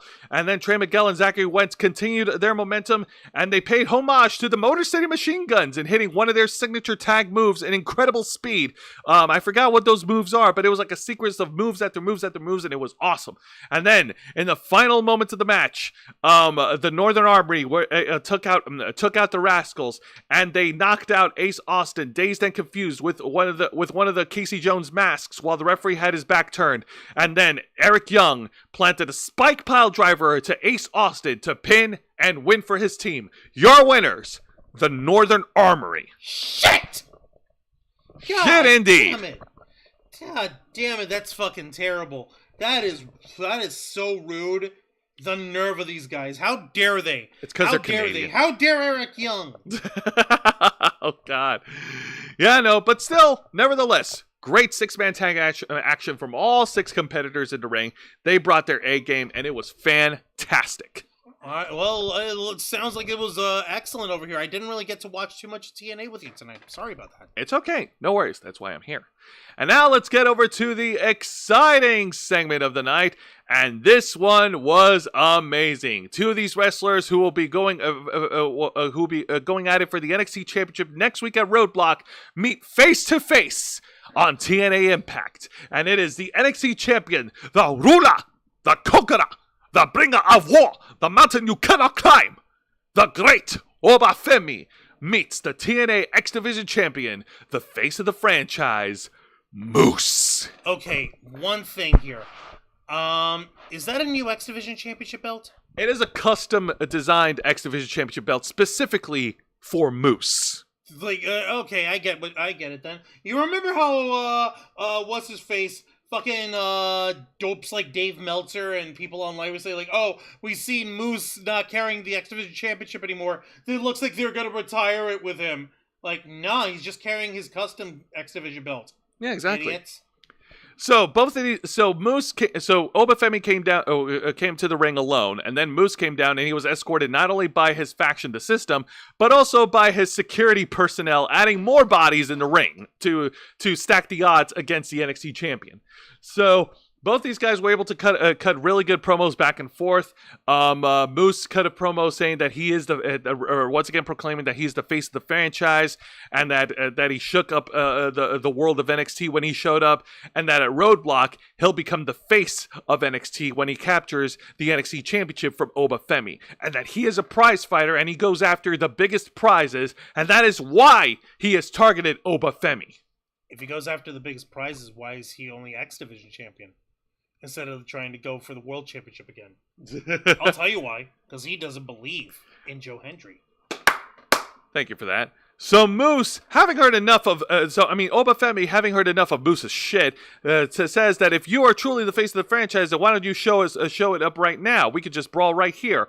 And then the former Fandango, Johnny D. Curtis, JDC talks to security personnel, says, hey, whoever gets the jump on the NXT champion can join the system. Now go. And then everyone, all the security personnel piled onto Obafemi until Obafemi was able to knock them down like the bowling pins that they are. And then he takes them out, each one systematically. All the guards are knocked out. Every member of the system is knocked out. The Moose tried to go for a spear, but the first attempt, but Obafemi was able to dodge it. And then he hits the fall from Grace powerbomb, and powerbombs one of the security guards, and he powerbomb tosses him to the whole group of security guards at ringside. But unfortunately, he had his back turned for long enough for Moose to hit a spear onto Obafemi to close off the segment. Shit. Okay, this doesn't sound good for Oba. No, it don't. God dang it. The great Obafemi may have met his match. Oh. Carbonized Stardust. The nerve. Hey, I resemble that statement. Stardust. Oh, yeah, the gall. Here we go. Oba, Nigerian Nightmare Femi. Hey, Moose is Nigerian, too. They both are. Yeah, and Carbonized Stardust, he slapped his weenie down on the table and said, draw. Actually, kind of, yeah. So, Wancho, your thoughts? Those dudes are huge. They are gigantic, big, meaty men. Are you looking forward to their clash at Roadblock? Yes! God, look how quick you said it. Damn. Because yes. Silly virgin. I know. My only wish is that we were in New York and going to the Madison Square Garden next week. So do I, Jose. Unfortunately, we're broke as fuck. There's just a reminder, folks, that you can help us by becoming an inner flocker and for helping us to donate going to the tiny URL link that'll take you over to our Cash App. And to remind you that we also have PayPal as well. So, yeah, like, this is Jose's attempt to say, now give us your money. Hey, at least I'm not being rude about it. Like Angel? Yeah. Except Angel's directed to the point, though, too. Yeah, but I'm also very polite. But anyways. Okay, please give us your money. Please give us your money. There you All go. right. Now, wait, hold on. I was like, see, security guards versus one wrestler does not ever go well for security. Yeah, no, those guys were dead. I thought they were all just gonna clear out and leave it to Moose to try to fight him off instead. No way, fucking running away. Let's see, especially the summer guys. Yeah, especially the summer guys. Fuck them. They're just cannon fodder. All Holy right. Lord. Now let's get over to the match of the night, and this is a one-on-one contest as Mike Santana goes one-on-one against John Skyler, who is part of Mustafa Ali's cabinet, and at the request of Mustafa Ali is going one-on-one against the new standard of TNA.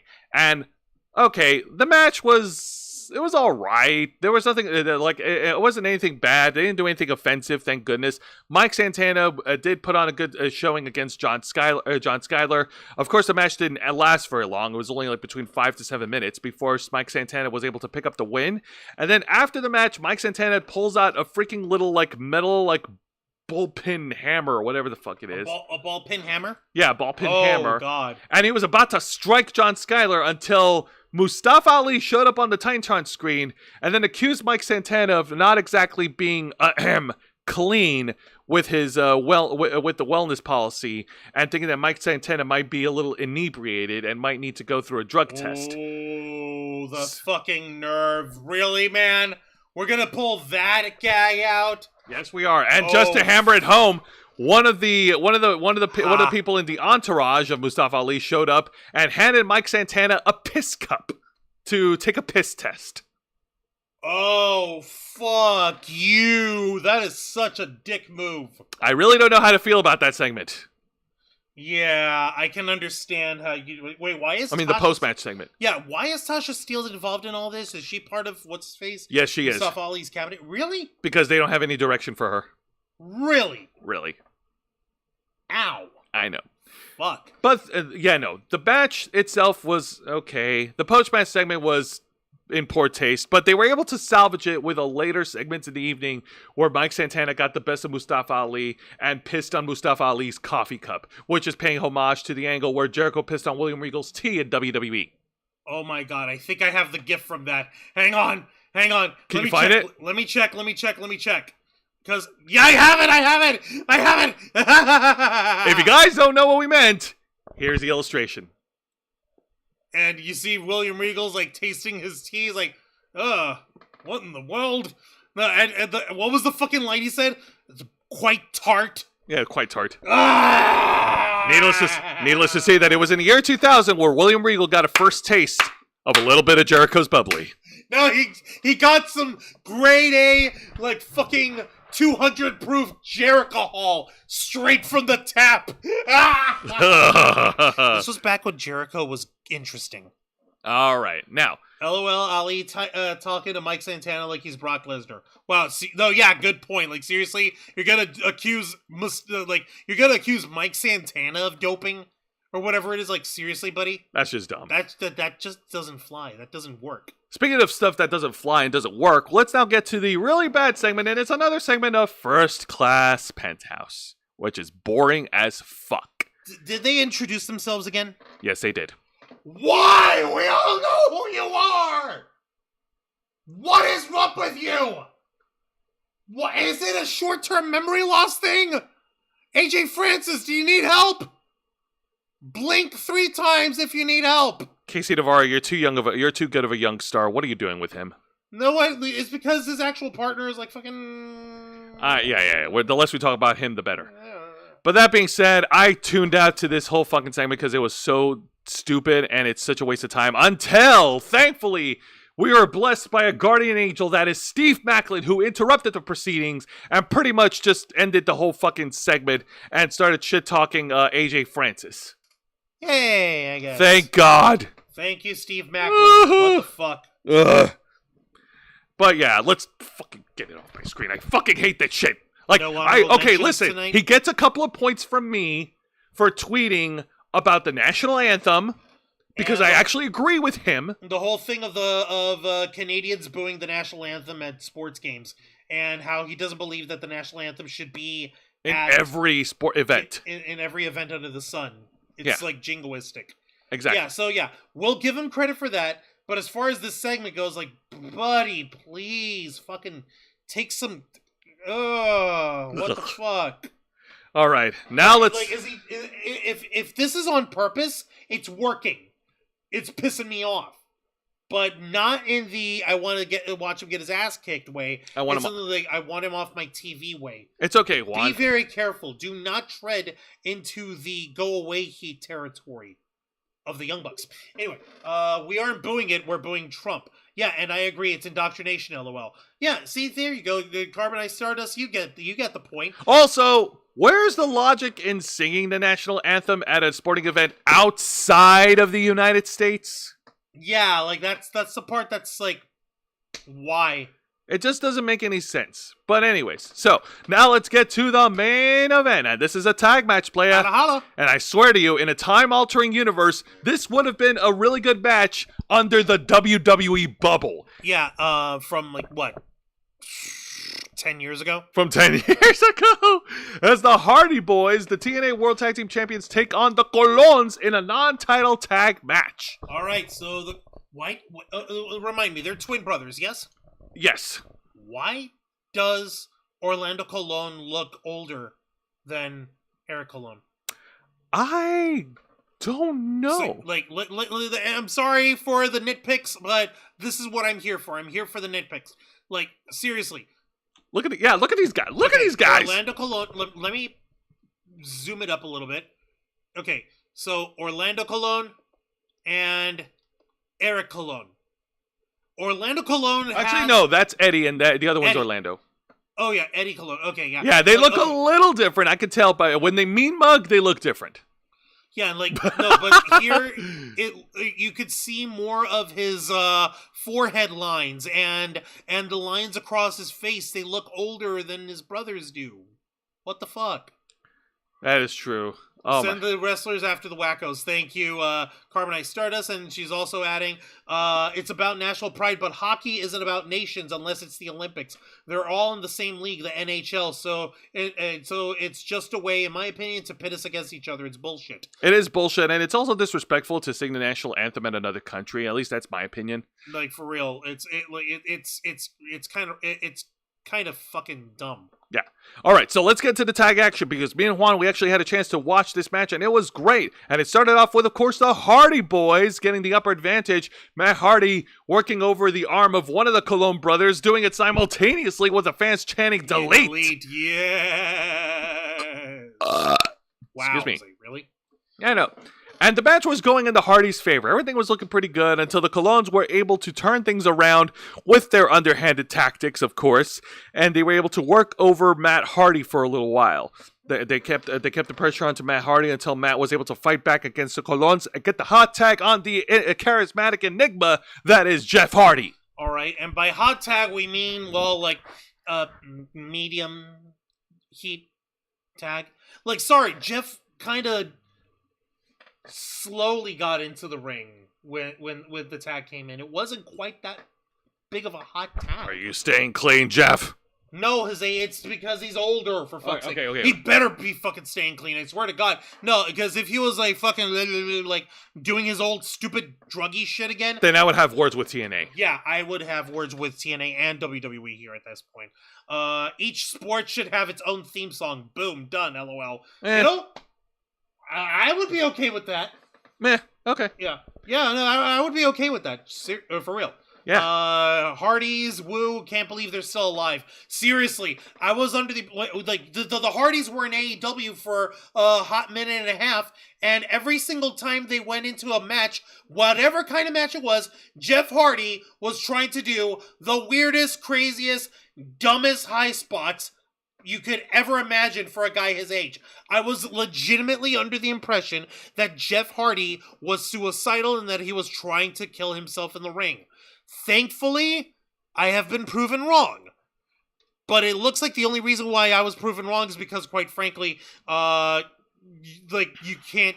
couldn't fucking stand being in AEW any further. But that's beside the point. Yeah. Now the Hardy Boys were able to turn this match around, but unfortunately the match was thrown out as a disqualification as the rest of the system come jumping into the ring, the system teaming up with the Colons to take out the Hardys until they were saved by not just Elijah, but once again, the TNA World Champion. Well, say his name and he appears. I believe in Joe Hendry. And I believe in Elijah. Now, I believe in the Hardys. And I believe in... I forgot the other guy's name. Anyways, so Joe Hendry and Elijah went down to the ring to save the Hardy Boys from the assault. But there was a fifth guy. There was a fifth guy. Yeah. Oh, yeah. Leon Slater, who was beefing with JDC. And I believe in Slater. There we go. So after all that chaos, finally we hear from the TNA Director of Authority, Santino, who says that this needs to be a professional working environment, which if I had $1 for every time I hear that mentioned in a wrestling business. I would have $2. Which isn't a lot, but it's weird that it's happened twice, right? Exactly. So he has declared that in their upcoming 10-mag tag match at TNA Sacrifice, these two opposite teams will be inside a solid steel cage. And apparently this is the first time in ages that since TNA had a steel cage match of any kind. That is correct. Can you actually recall the last time they had a cage match? I'm going to be nice, and I'm going to ballpark to maybe 2016. What? I'm just guessing. That's my. No fucking way. They must have had. No. Hang on. Let me do this one. Let me do it. Please. You gotta let me. You have to let me. Really? Yes. I'm going to ask Google myself. You shut up. All right. When was the last time TNA Wrestling had a steel cage match?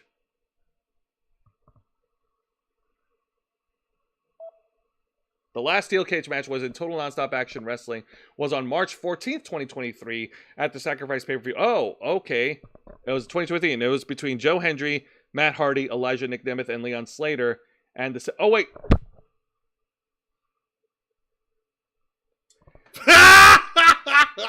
Fuck you, Google. You're fired from the Ravens flock. Is it? Ring the bell. Happily! Oh my god! Oh my god! Oh no! Oh my god! No! That was so dumb! That was so fucked up! What the fuck, Google? Google, go we home. had one job to do! You know what? I take it back. I shouldn't worry about Santana or Jeff Hardy. Google, go home. You're drunk. So, final thoughts on TNA Impact before I lose my composure. So, as far as a go-home show, this was pretty awesome. They had... Sorry. No, it's okay. It's okay. You're fine. A good tag team main event. Great matches in between. The 6-man tag match was by far the best one. Showcasing the Northern Armory. And we had a good in-ring segment between Moose and Oba Femi, which ended in calamity, with so many bodies being thrown around. You didn't have anything from the angle of Spitfire and that one was fun, but I'm sorry. The best segment was Oba Femi and Moose, because that's like I don't know if it's gonna be the main event of Roadblock, but it has to be. That being, it feels like that should be the main event. Yeah, but all the other matches in between were okay. I didn't like the whole post-match segment where they bring out the fucking piss cup, and then the Hardys, woo, can't believe they're still alive, jumping off of the top rope was like 18 again. Well, like he was 18. He was 18 again. Ha! Yeah, Jeff trying to be a daredevil, trying to be a crazy guy when his body doesn't move like that anymore. Fuck. Exactly. Now, this week's edition of AEW Dynamite was one of their better shows. Had a pretty good opening contract signing. Me and Juan will disagree on the outcome of the signing all day long, but scissoring stabbing wasn't necessary. No, but it was fun to watch. For the sickos. The main event tag match was pretty good, and the match with Adam Copeland and Wheeler Yuta was solid, and it was great. Another showcasing of Adam Copeland's technical prowess in a wrestling ring, and everything else was also good. I liked the promo segment between Mariah May and Toni Storm, moderated by Renee Paquette. That was pure cinema. That was brilliantly done, brilliantly executed, and it was just fun to watch. Perfect.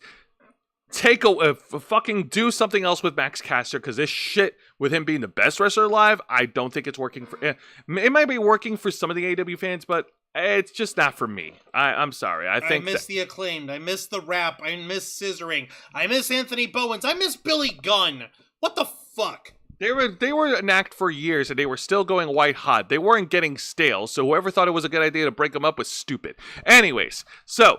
This week's edition of WWE NXT, of course, was also pretty damn good. Great opening contest with the tag match. Chelsea, you say her name. Chelsea Green had a great showing in this tag match. The fact that she busted her nose, apparently. Exactly. Zarya and Sol Ruka showing off more of their awesome tag team chemistry. Great main event match with Shawn Spears being crowned the North American champion and his first WWE title in his professional wrestling career.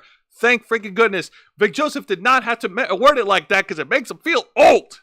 God, where's my jitterbug cell phone? I know, but everything else was good. Everything else was great. The promo segment with the Hardy Boys had a little bit of a clunky middle, but it finished off really strong when Fraxia materialized right behind them. So, which I thought was funny. Yeah, they magically teleported in. What is that all about? I know, right?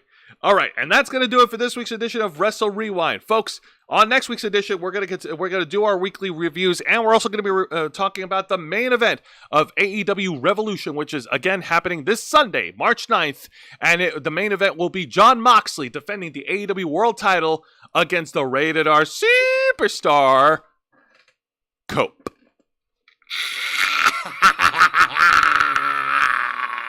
Your suffering gives me life. Suffer more, silly beard man. Shut the fuck up and plug us away. Don't mind if I do. Alright, okay. Ladies and gentlemen, boys and girls, everyone in between, thank you very much for watching this week's live stream edition of Wrestle Rewind, hosted by Jose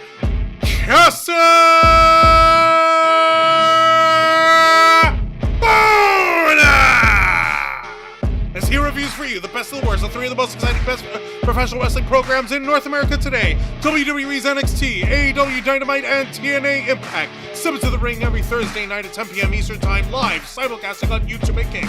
Hit the subscribe and the follow button, ring the notification bell, save today and all of our content. Become a native flocker by hitting the join button, and until next time, continue to follow us on Facebook.com/TheRavensFlock, Twitter.com/RavensFlock13, Instagram.com/TheRavensFlockOnline, Kick.com/TheRavensFlock, and of course, remember to hit the subscribe button and ring that title notification bell right here on our flagship platform, YouTube.com/TheRavensFlock, humble home of the Black Files, Los Amigos Play, Wrestle Rewind, and the Ravens Flock.